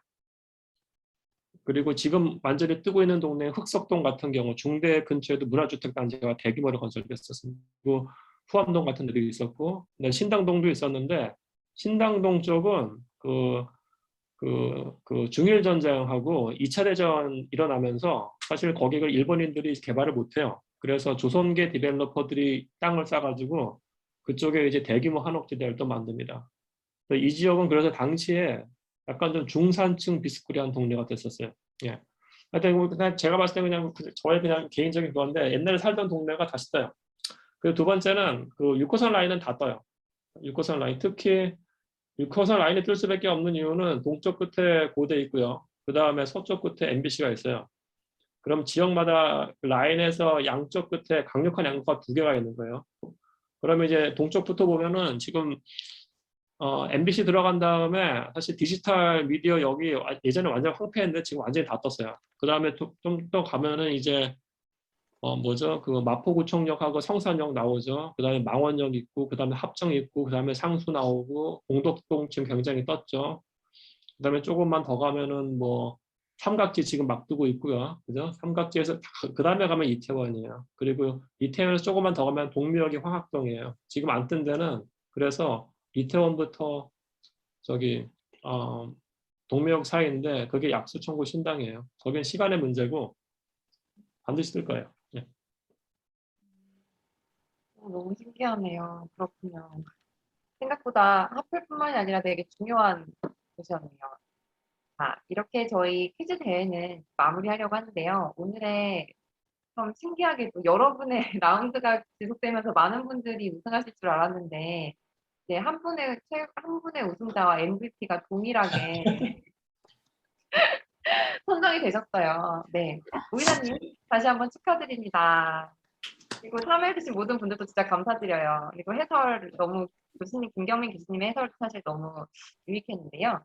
자, 오늘 퀴즈 대회는 이렇게 마무리를 하고 한 분의 우승 최후의 1인과 MVP를 탄생시키면서 퀴즈 대회는 이렇게 마무리하고 혹시 더 관련해서 설명을 해주실 부분들 교수님께서 이어서 말씀을 해주시면 좋을 것 같아요. 예, 뭐 제가 길게 말씀드린 건 없고요. 우선 오 이사님 축하드리고요. 그 놀라운 고맙습니다. 부동산 지식에 대해서 깜짝 놀랐고, 제가 사실 저는 원래는 상업용 부동산 연구하는 인간이었는데 어떻게 코드에 연이 닿아가지고 한 2014년, 15년부터 이렇게 여기서 좀 일이라고 하긴 좀 그렇고 이렇게 관여하게 됐습니다. 근데 이제 코드에서 하고 있는 그 어떤 철학 같은 것들, 그러니까 특히 이제 오픈 데이터, 오픈 액세스 이런 것들이 참 좋아서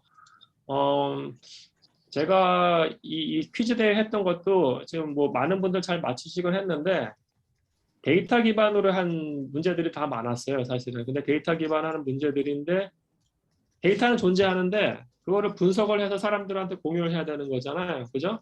근데 그 과정에서 이제 많은 정보들이 잘못 오더되거나 아니면은 좀 아예 전달 자체가 안 되는 경우가 좀 있다고 봤고요.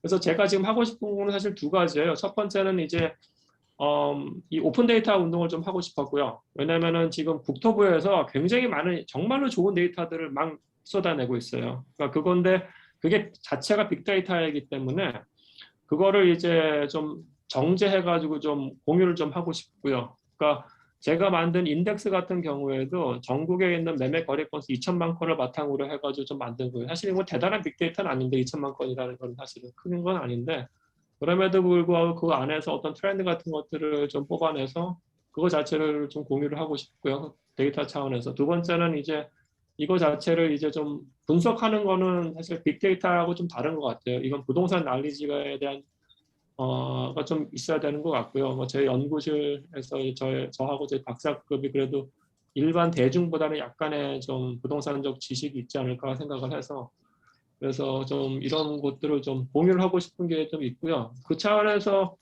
제가 이제 부트캠프.뉴스라는 그 사이트를 만들었어요. 그래서 월요일하고 목요일마다 뉴스레터를 보내고 있고요. 그리고 이제 10월 중순부터는 저희가 만들었던 데이터 같은 것들을 저희 사이트에서 오픈해가지고 다 뿌릴 생각을 하고 있습니다. 그래서 나중에 이 부트캠프.뉴스 구독해 주시면 좋을 것 같고 주변에 좀 많이 알려주시면 좋을 것 같아요. 이거는 그냥 코드에서 그 영감을 받은 오픈 데이터 운동 차원에서 한 거고 그리고 권 박사님을 통해서 처음 듣게 된 빅데이터 저널리즘 그 차원에서도 좀 이 일을 진행하고 있다고 봐주시면 감사합니다.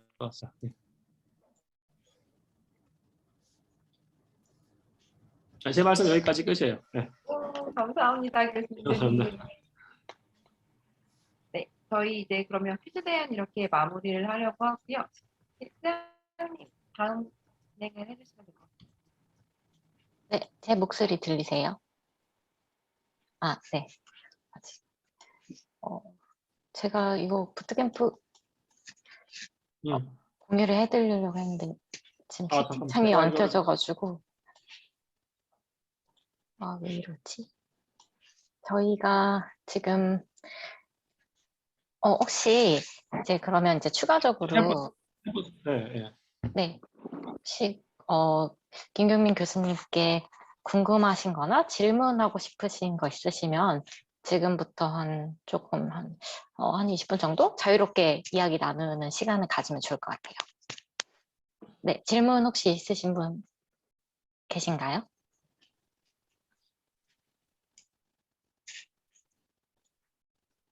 제가 질문 그냥 아까 이제 6호선 말씀하셔가지고 궁금한데 그 6호선을 말씀하실 때 이제 그 이쪽에 동쪽, 서쪽이구나. 아, 서쪽에 그 마포 그쪽을 이제 얘기를 해주셨는데 혹시 그 6호선이 이제 더 위로 올라가잖아요, 쭉. 네, 제가 예전에 그 연신내 그 부근에 산 적이 있어서 그 지역은 혹시 하플이 될까요? 아, 근데 이거 사실 제가 그쪽까지는 잘 모르긴 합니다만은 이게 부동산에서 제일 중요한 게 앵커예요, 앵커. 그러니까 앵커가 있으면은 앵커 주변에 사람들이 와요. 근데 그 앵커를 만드는 건 굉장히 힘든 일입니다, 사실은. 근데 6호선에서 제가 봤을 때 앵커는 동쪽 끝은 사실은 그 고려대학교라고 보고요. 고려대학교보다 더 동쪽 부분은 앵커가 사실은 약간 약하고요. 근데 6호선에서의 서쪽 부분의 앵커는 과거에는 이 홍익대학교가 앵커였어요. 홍대하고 합정 그쪽이. 근데 그러니까 MBC가 들어오기 전만 하더라도 미디어 시티역은 사실은 밤에 다 죽은 동네였어요. 그러니까 근데 MBC가 들어오기 전에도 이미 JTBC 있었고요. YTN 있었고 나름 미디어 회사도 그쪽이 많았음에도 불구하고 죽은 동네였어요. 근데 MBC라는 거대한 게 들어가면서 미디어 시티역이 완전히 살아났어요, 사실은. 따라서 거대한 앵커가 없다고 하면은 그 지역에 몰린다는 건 사실 굉장히 힘들어요. 그 지역 자체에 어떤 특이한 뭔가가 없다고 하면은. 예.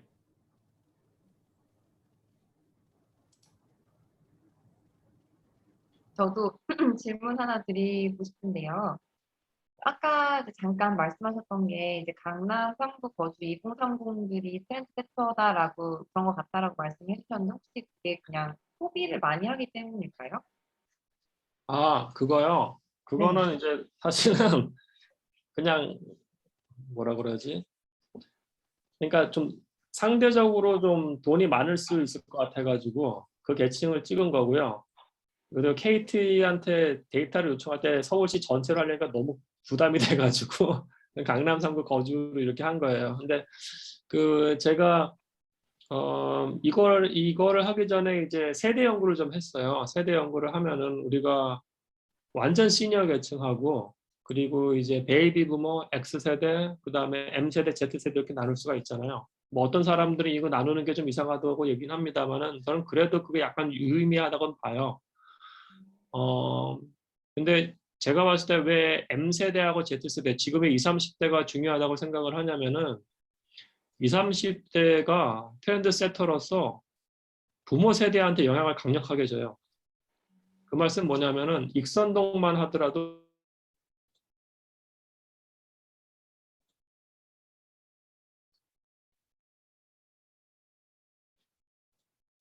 익선동 가보면 딱 20,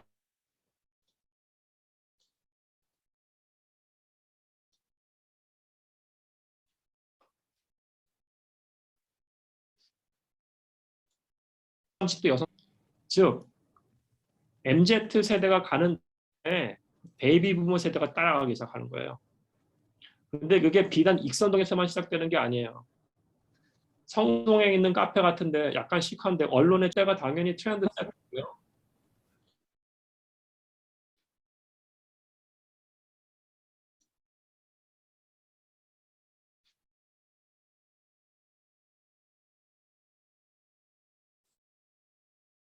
그 다음에 이제 강남 더 질문 있으신 분 있으신가요?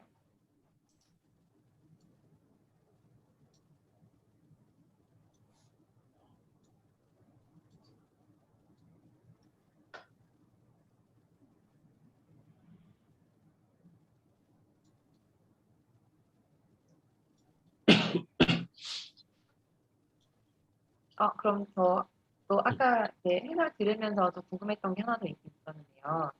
교수님께서 이제 금리 이야기 하시면서 이제 0.25% 오른 게 지금 언론에서 말하는 것처럼 0.25%밖에 안 올렸다라고 볼 게 아니라 장기적으로 봤을 때는 큰 영향을 끼칠 수 있다라고 말씀을 해주셨는데 어떻게 보면 동일한 교수님께서 설명해 주신 걸 동일한 걸 제가 여쭤보는 걸 수도 있는데 그러면 앞으로 어쨌든 금리와의 상관관계만을 따진다면 부동산 가격이 그럼 향후 몇 년 안으로는 하락장이 될 가능성이 높다고 판단을 하신 걸까요? 예, 저는 그게 하락할 가능성이 굉장히 높고요. 아마 지금 0.25%는 사실 그렇게 크지가 않아서 당장 충격은 안 줍니다만은 이게 한 0.5% 이상 또는 0.75% 이상 올린다고 하면은 그때는 충격이 상당히 오기 시작을 할 거예요. 그때부터 아마 가격이 정체가 될 거고요. 그리고 이거는 잠시만요. 사실 제가 이번에 책을 쓰면서 그 가격을 예측을 좀 했거든요. 그러니까 제가 예전에 미국에서 일할 때 회사에서 했던 게 글로벌 오피스 도시들의 가격하고 그다음에 공실률, 뭐 임대료 예측하는 모델링을 담당을 했어서 당시에 했던 그 모델링 분석 방법 갖고 서울시 아파트 가격에 좀 적용을 했어요. 그래서 그 보시면은 뭐 이게 뭐 완벽하게 맞다고 보기 힘듭니다만은 제가 봤을 때 안 되지? 잠시만요. 이게 또 안 되네요.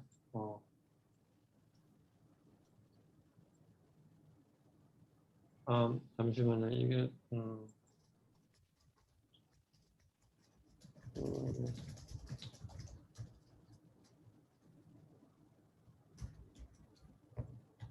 됐다. 잠시만요.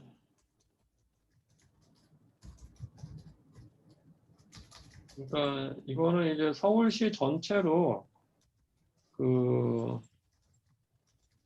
자꾸 안 되네요. 그러니까 이거 왼쪽 같은 경우에 서울시 전체 아파트 가격을 제가 좀 예측을 한 거예요. 그 시나리오는 1% 올렸을 때, 1.5% 올렸을 때, 2% 올렸을 때인데 가격이 대략 한 지역마다 좀 다른데요. 한 10에서 한 20% 정도 떨어져요. 근데 이게 이제 예측 모형을 돌린 시점이 이제 2021년 6월 기점이거든요. 6월 대비 10에서 20%인데 사실 이게 뭐냐면은 대단한 것 같습니다만은 이 가격은 2020년 초반으로 회귀하는 거예요. 예. 그래서 말씀은 뭐냐면은 이게 우리가 생각하는 대단한 폭락은 없는 거예요. 지금 뭐 10에서 20%가 떨어질 것 같은데 그거는 2020년 초반 가격으로 회귀해요. 예. 그러니까 버블이 어느 정도 거치는 거라고 좀 볼 수가 있을 것 같아요. 되게 신기하네요. 사실 제가 교수님께서 그 슈카월드 나온 거 봤었거든요. 거기서 말씀하셨던 거랑 되게 방금 보여주신 수치랑도 일치하는 부분이 예, 근데 뭐 제가 틀릴 수는 있는데 하여튼 이자율이 만약에 1.5나 2%까지 올라간다고 했을 때는 그 정도 가격을 아마 떨어질 것 같아요. 예. 저 채팅창에 남반장님 질문해 주셨는데 네. 세종시 부동산 급등이 지속될지 궁금합니다. 라고 질문해 주셨네요. 예, 이게 사실은 부동산 시장이라는 게 그러니까 로컬 마켓이 있고, 그러니까 로컬 팩터가 있고 이제 내셔널 팩터가 있다고 보셔야 될 것 같아요. 그러니까 금리는 이제 전국적인 규모에서의 그 요인이죠. 그러니까 내셔널 팩터라고 볼 수 있는데 금리가 오르면 당연히 조정을 받을 수밖에 없어요. 근데 이제 어떤 지역은 그럼에도 불구하고 로컬 팩터가 더 큰 데가 있어요. 예를 들어서 금리는 올렸는데 그 지역에 공급이 아예 없다. 근데 인구가 많아진다고 하면 그 지역은 오를 거예요.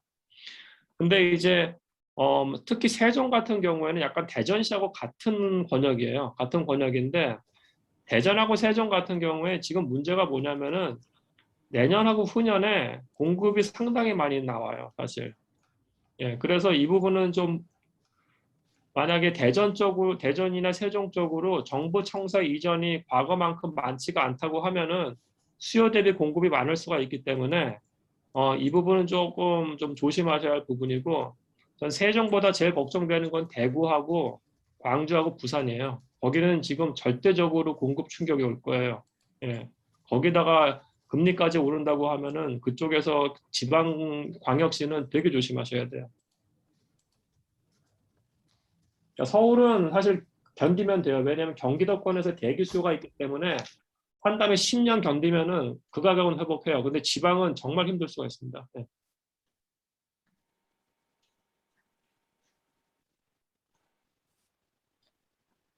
남반장님이 이어서 금리가 오르면 서울시 부동산 가격도 조정될까요? 라고 예.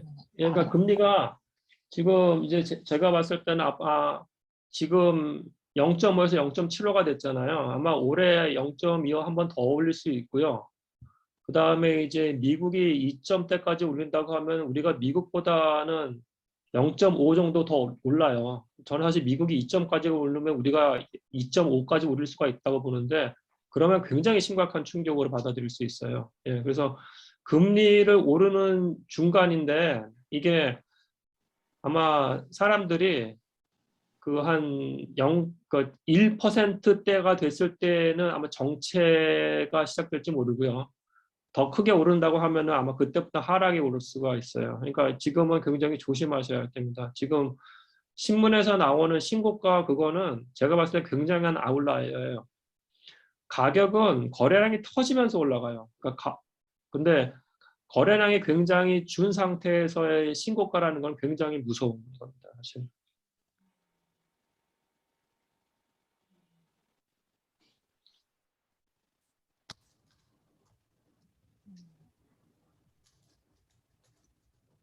혹시 또 질문 있으신가요?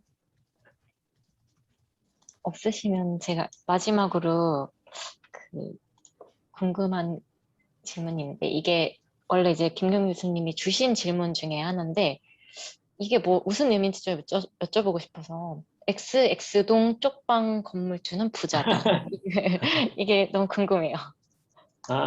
이거 아까 말씀드렸는데요. 그 아까 고시원 그 평당가하고 타워팰리스 평당가 비교한 거하고 똑같아요. 그러니까 이제 동자동 쪽방촌하고 이제 창신동에 있는 쪽방촌 얘기한 건데 거기가 굉장히 그 허름해 보여도 평당 임대료가 굉장히 높다는 그 말씀이었어요. 그러니까 이거는 사실은 그 변창흠 장관 전 장관이죠. 그분이 이제 장관 취임한 다음에 그 동자동 가리키면서 여기 다 밀어버리고 재개발한다고 했을 때 물론 가서 보시면은 정말 허름하기 때문에 그 주거환경 개선이 요구되긴 해요. 근데 이제 두 가지 문제점인데 이 쪽방에 사는 사람들은 그러니까 제가 과거에 쪽방 연구를 좀 했었어요. 쪽방에 사는 사람들은 거기 사는 이유가 있어요. 그러니까 SH공사에서 굉장히 선의로 동자동 쪽방에 있는 사람들을 SH공사 임대 아파트로 입주시킨 적이 있어요. 그러니까 좀 떨어진데. 근데 거기서 어떤 일이 발생했냐면 두 가지인데 어떤 사람은 자살했고요. 어떤 사람은 다시 동자동으로 갔어요. 그 이유는 뭐냐면은 동자동 쪽방촌 안에서 그 사람들을 케어하는 그 주거 환경이 아니고 서비스가 존재를 해요. 목욕을 시켜준다거나 아니면 거기에서 밥을 준다거나 그런 서비스가 있고 그 나름의 소셜 네트워크가 있어요. 거기서 있는 사람들이 그 일거리를 찾아서 서로 정보를 공유를 해요. 사실은. 그러니까 그렇기 때문에 이런 소셜 네트워크라든지 그런 걸 무시한 채로 주거 환경 개선한다는 건 굉장히 큰 부담이 되고요. 두 번째는 건물주 입장에서 제가 건물주에도 강력 반발이에요. 거기서 나오는 임대 수익이 어마어마해요, 사실은. 근데 그거를 포기하고 거기서 자기가 아파트 하나 얻는다? 건물주로서는 용납할 수 없는 거예요. 그래서 그 다음날 동자동 쪽방촌 건물주들은 재개발 반대를 외쳤어요. 플래카드 불고.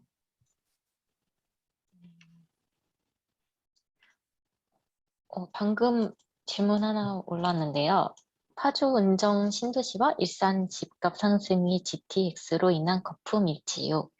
라는 이거 질문이에요. GTX는 완전히 얘기가 다른 거예요, 사실은. 그러니까 GTX가 쓰는 라인은 지금 그러니까 일산에서 GTX 특히 킨텍스 주변에 쓸 텐데요. 거기가 집값이 어느 정도 되는지 사실 잘 모르겠어요. 잘 모르겠습니다만은 거기 집값이 일산에 있는 다른 데보다 높은 건 당연한 거예요.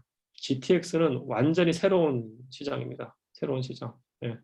강남 접근성을 완벽하게 높이고 특히 GTX 라인 같은 경우에 제가 알기에 일산에서 서울역 갔다가 그게 삼성역까지 가는 걸로 알고 있거든요. 이거는 굉장히 좋은 호재입니다. 예.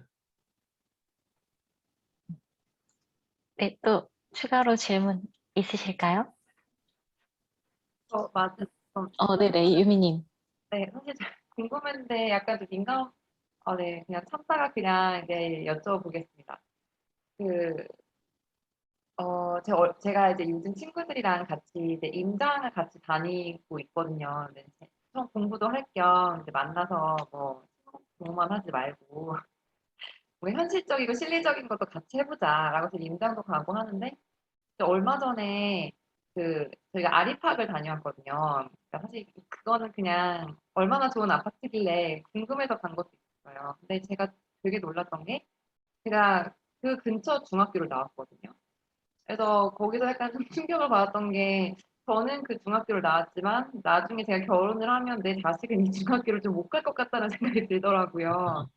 그래서 이게 아까 말씀해 주셨던 것처럼 한 10%, 그러니까 뭐 대폭락장은 좀 없을 것 같다라고 말씀을 해 주셨는데 네, 저처럼 이런 걸 느끼는 어떻게 보면 이제 세대별 부의 뭐 반절이라고 해야 할지 뭐라고 해야 할지 모르겠는데 세대별 그게 조금 앞으로 계속 이게 늘어날까요? 그러니까 부동산도 이렇게 뭔가 부동산이 가장 큰 자산이라고들 하잖아요. 사람이 가장 가질 수 있는 이런 것들이 어떻게 보면 부의 계층을 좀 끊어내는 느낌이 저는 좀 없지 않아 들고 있는데 이게 앞으로도 계속 지속이 될까요? 우선은 제가 봤을 때 두 가지인데요. 첫 번째는 이제 아마 질문의 요지가 세대와 세대의 소득에 대한 세대의 미래 소득에 대한 질문인 것 같고요.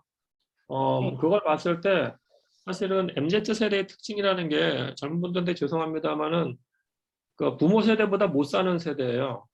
그거는 부인할 수가 없을 것 같아요, 사실은요. 그러니까 저만 하더라도 제가 90학번인데 과외가 그때 해제됐거든요. 근데 제가 과외 하나 할 때 그때 30만 원 받았어요. 91년에. 과외 두 개 하면 60이에요. 근데 당시에 현대자동차 과장 월급이 60만 원이었어요. 그러니까 대학생들이 그렇게 돈을 호사스럽게 번 적이 없어요. 당시에 개포동 평당 100만 원 하던데요, 사실은요. 과외해가지고 몇 년 빡세게 하면은 집 살 때예요. 예. 근데 저도 지금 제 아이들이 대학교 4학년, 3학년인데 걔네들이 저만큼 좋은 시절을 호가할까? 그 꿈도 못 꾸고요. 두 번째는 잡의 성격 자체가 이제 예전이랑 다르잖아요. 저는 뭐 당연히 감사하게도 지금 교수라고 해가지고 65살까지 정년 띵까띵까인데 제 애들 같은 경우는 되게 굉장히 노마드적 라이프를 즐길 것 같아요. 그리고 아마 직업이라는 게 아마 굉장히 템퍼러리 할 것 같기도 해서 만약에 그렇다고 하면 직업의 안정성 때문이어도 이 소득이 이 시큐어하는 레벨 자체가 부모 세대랑 다를 거고요. 그건 세대 간의 그 격차고요. 두 번째는 이제 부동산 마켓에 대한 질문인 것 같아요. 네. 지금 저도 사실 문재인 두 번 찍었는데 저는 너무 화나고 있어서 문재인 정권에 무능한 것 때문에 부동산 성격의 패러다임이 완전히 바뀌었어요. 완전히 바뀌었고 이거 완전 고착화됐어요. 제가 봤을 때는. 예. 그러니까 초고가 아파트 시장이 완벽하게 형성이 됐어요. 그러니까 우리나라가 2018년 전만 하더라도 럭셔리 마켓이 외국에 비해서 굉장히 가격이 쌌어요. 진짜로. 맨하탄에 있는 아파트 럭셔리 가격 2008년 뉴스만 보더라도 1,500만 불 하는 게 300만 불 갔다가 샥 터지면서 1,500만 불로 떨어졌어요. 그러니까 몇백억짜리 아파트가 그때 존재했는데 지금 존재하기 시작해요, 우리나라가 사실은요. 근데 이거는 3, 4년 전에 없던 마켓이에요. 그리고 6억 이하, 그러니까 초고가 아파트, 럭셔리 아파트의 탄생과 더불어서 6억 이하 적정 주거는 거의 소멸이에요, 서울에서. 예. 근데 적정 주거 같은 경우에 이게 더 떨어지냐? 절대 그렇게 떨어질 거라고 생각하지 않아요. 예. 따라서 이거는 이대로 가는 거예요, 지금. 이대로 가는 거고, 그럼 정부에서 할 일이 뭐냐에 대한 질문이에요. 사실 그때는 사회초년생도 당연히 집을 사야 되는 거지 지금처럼 신념 차원에서 주거는 리빙하는 곳이지 사는 곳이 아니라 이런 말 같지도 않은 그만했으면 좋겠어요. 이게 어떤 식으로 나오냐면은 그러니까 그 얘기가 가끔씩 도래해요. 2000년대 초반에 그 얘기를 했었고 2010년대에 전 세계가 망하면서 MZ 세대가 소유에 대한 무소유 뭐 있다는 얘기 했거든요. 근데 미국의 MZ 세대는 2010년대 중반에 미국 경기가 좋으면서 애들 집 사기 시작했어요. 그때부터. 그러니까 집이라는 건 당연히 소유에 대한 개념을 갖고 있는 거고 투자의 대상이에요. 그리고 제대로 된 국가라는 거는 사회적 약자한테 주거 보유할 수 있는 기회를 넓혀주는 거지 그 사람들한테 대출 묶은 다음에 너희들 집 사지 말라는 얘기하면 안 돼요. 사실은. 왜냐하면 이건 자산 격차를 발생시키는 거기 때문에 그때는 집 살 수 있는 사람은 부자 세대인 부모 세대하고 돈 많은 집 아이들밖에 없어요. 그러면 이제 국가가 할 일은 뭐냐면은 사회적 약자 계층한테 좀 더 호혜적인 금융 프로그램을 제공을 해야 돼요. 그건 뭐냐면은 이 사람들이 이제 에쿼티, 그러니까 자기 자본이 부족하다고 하면은 국가가 더 호혜적으로 그 사람들한테 좀 더 부채, 그러니까 파이낸스 프로그램 같은 것들 제공을 해야 되는 거고 두 번째는 그러니까 맨 처음에 사는 경우에 자기가 낼 수 있는 그러니까 지금 LTV 60%잖아요. 그죠? 5억짜리 살 때 자기 돈 최소 2억 있어야 돼. 2억 모으기 힘들잖아요. 까놓고 얘기해서. 그 미국 같은 데 경우에는 저 프로그램이 좀 다릅니다만 어떤 데는 99% 대출하는 경우도 있어요. 근데 그건 많지는 않아요. 사실 20%까지는 자기 자본하고 그러니까 80%는 대출을 해줘요. 근데 20%에 대해서도 신혼인 경우에 그리고 그 지역에 처음 사는 사람들에 대해서는 15%를 지자체에서 또 대출하는 경우도 있어요. 그러면은 자기 자본 5% 갖고 집을 살 수가 있는 겁니다. 그 다음에 어떤 프로그램이 있냐면 다양한 프로그램들이 있는데 조금 전에 말씀드린 거는 대출에 대한 거고 두 번째는 금리에 대한 인센티브를 줘요. 금리에 대한 인센티브. 예.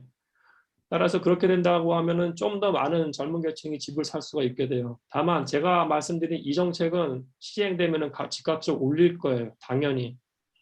따라서 이거는 굉장히 공급이 충분히 제공되는 순간 그리고 이런 정책을 할 거라고 명확하게 밝혀야 돼요. 안 그러면 집값 올린 다음에 또 못 사는 상황이 발생될 거예요. 제가 이 말씀 자꾸 왜 드리냐면은 사실 뭐 우리가 스몰 그룹밖에 없기 때문에 제가 2019년에 안식년 때 제주도에 가서 놀고 있는데 민주당 정책위의장 인간이 저보고 좀 뭐 좀 도와달라고 해서 줬어요. 제 프로그램. 지금 나온 거 그대로 거기 다 있어요. 근데 이 무능한 인간들은 아무것도 못했어요. 지금 사실 여태까지. 네.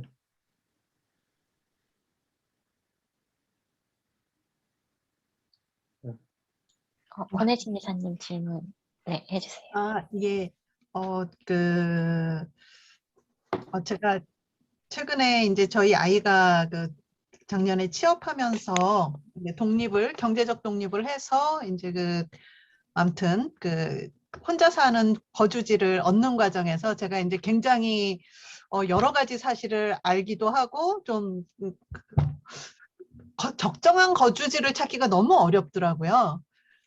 그러니까 이제 여자아이래 가지고 뭐 이제 좀 신축 오피스텔을 구하는데 최근에 지어진 신축 오피스텔은 다 너무나 무슨 도시형 생활주택인가 해서 작게 지어지는데 코비드 때문에 거의 재택근무가 많다 보니까 너무 깝깝해가지고 1년 만에 이제 좀 다른 데로 옮기자 해서 이제 그 기준이 한 그래도 분리형 오피스텔이나 뭐 하여튼 거주지로 한 10평 정도는 돼야 되겠다. 근데 제가 이렇게 좀 들어보면은 많은 서울의 1인 가구가 33%가 넘거든요. 근데 이제 약간의 좀 삶의 질을 생각할 때 그 정도를 많이 생각하지 않을까 이렇게 생각을 했어요. 그랬는데 정말 서울을 샅샅이 뒤졌는데 그런 정도 그래도 이제 거주할 만한 깨끗한 데를 찾기가 너무너무 어려워서 하나는 이제 제가 여쭤보고 싶은 거는 지금 최근 뭐 한 10년 이상의 신축 아파트나 혹은 뭐 이렇게 신축 주거지가 지어지면서 제가 결혼할 때는 주공이든 무슨 아파트를 분양할 때 실평수 12에서 15평 사이 아파트가 굉장히 많았거든요. 근데 그러한 거주지가 굉장히 사라진 것 같다라는 좀 심정적인 생각이 들었어요. 근데 이제 많은 사람들은 아주 작은 원룸에서는 음식을 하면 음식 냄새가 배니까 뭐 그 불편하고 어쨌든 조금 뭐 이렇게 분리된 그런 10평 정도의 거주지가 서울에서 상당히 많이 없어진 게 아닌가라는 생각이 좀 들었어요. 그러니까 이제 그 주거할 수 있는 시설을 그 아파트나 이런 것들을 비교해 봤을 때 그걸 평형별로 좀 잘라가지고 1인 거주지가 살만한 데를 좀 따져보면 서울 전체에서 굉장히 많이 줄어든 게 아닌가라는 좀 심정적인 생각을 했는데 혹시 그게 좀 교수님이 이렇게 보실 때 어떠신지요? 예, 사실은 예. 그 1인 가구와 관련돼 가지고 지금 네. 말씀하신 대로 적정 주거가 사실 되게 부족해요. 근데 이제 1인 가구는 좀 잘 분석을 하셔야 될 게 1인 가구가 두 분류로 나눕니다. 이게 젊은 1인 가구하고 노년층 1인 가구가 나누는데 네네네. 네. 노년층 1인 가구는 뭐 다 아시겠으면은 50%가 기초수급자예요. 네. 그러니까 우리는 지금 거기에 대해서는 아무도 얘기를 안 하고 있어요, 사실은요. 근데 그거와 동시에 나머지 50%가 되는 젊은 층 주거에 대해서도 지금 얘기가 좀 되게 약해요. 네.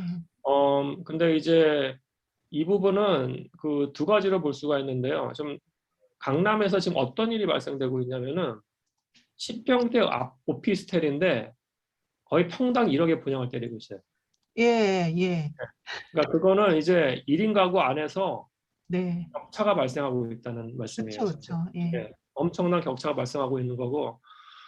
그러니까 그 돈 많은 1인 가구는 알아서 잘 사면 돼요. 근데 네. 이제 중산층과 서민의 그게 문제인데 그 유형에 대해서 지금 사실은 그 정부 정책상의 고민 같은 것들이 되게 약해요. 지금 말씀하시는 것처럼 그 과거에 10평대 아파트들이 공급이 되게 많이 됐었어요.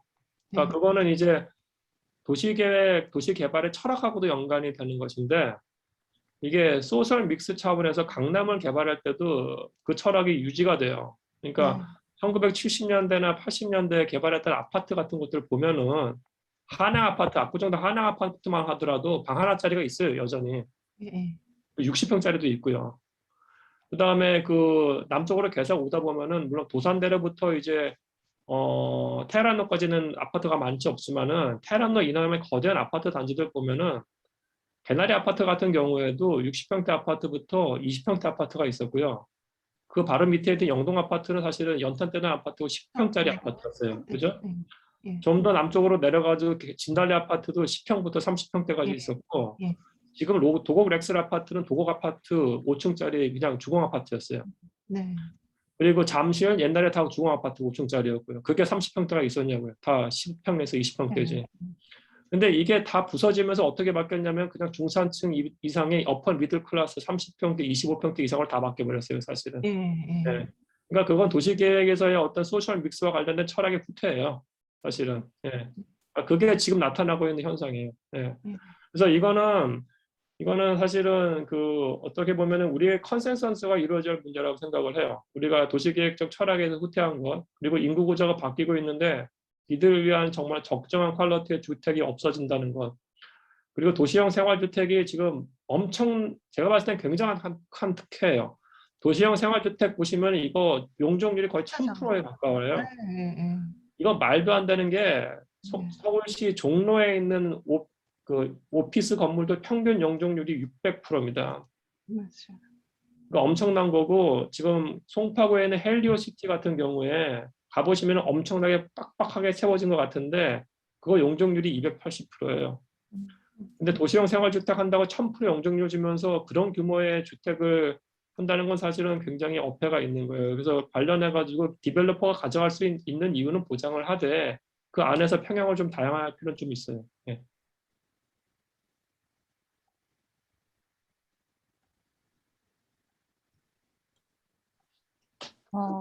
이제 마지막 질문이 될 것 같은데 그 질문 마지막으로 이제 하나가 올라왔어요. 강북 횡단선이 서울 집값의 한 획이 될까요? 가능성이 있는지 궁금합니다.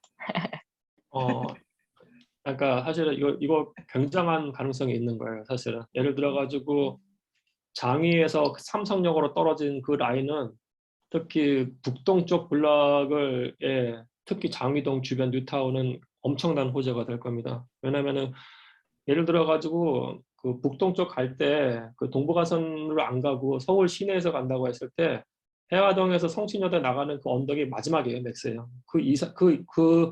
거기를 넘어가는 동네는 사실 거의 안 올랐어요. 예, 근데 이거는 완전히 새로운 게 될 거예요. 그리고 이제 사실은 되게 이게 좀 약간 웃기는 현상인데요. 그 미국이나 외국에서는 그 이런 이 고속 라인 같은 것들을 만들 때 잡센터를 연결을 시켜요. 그러니까 예를 들어서 여의도하고 강남 연결시키는데 9호선 급행이 있잖아요. 그죠?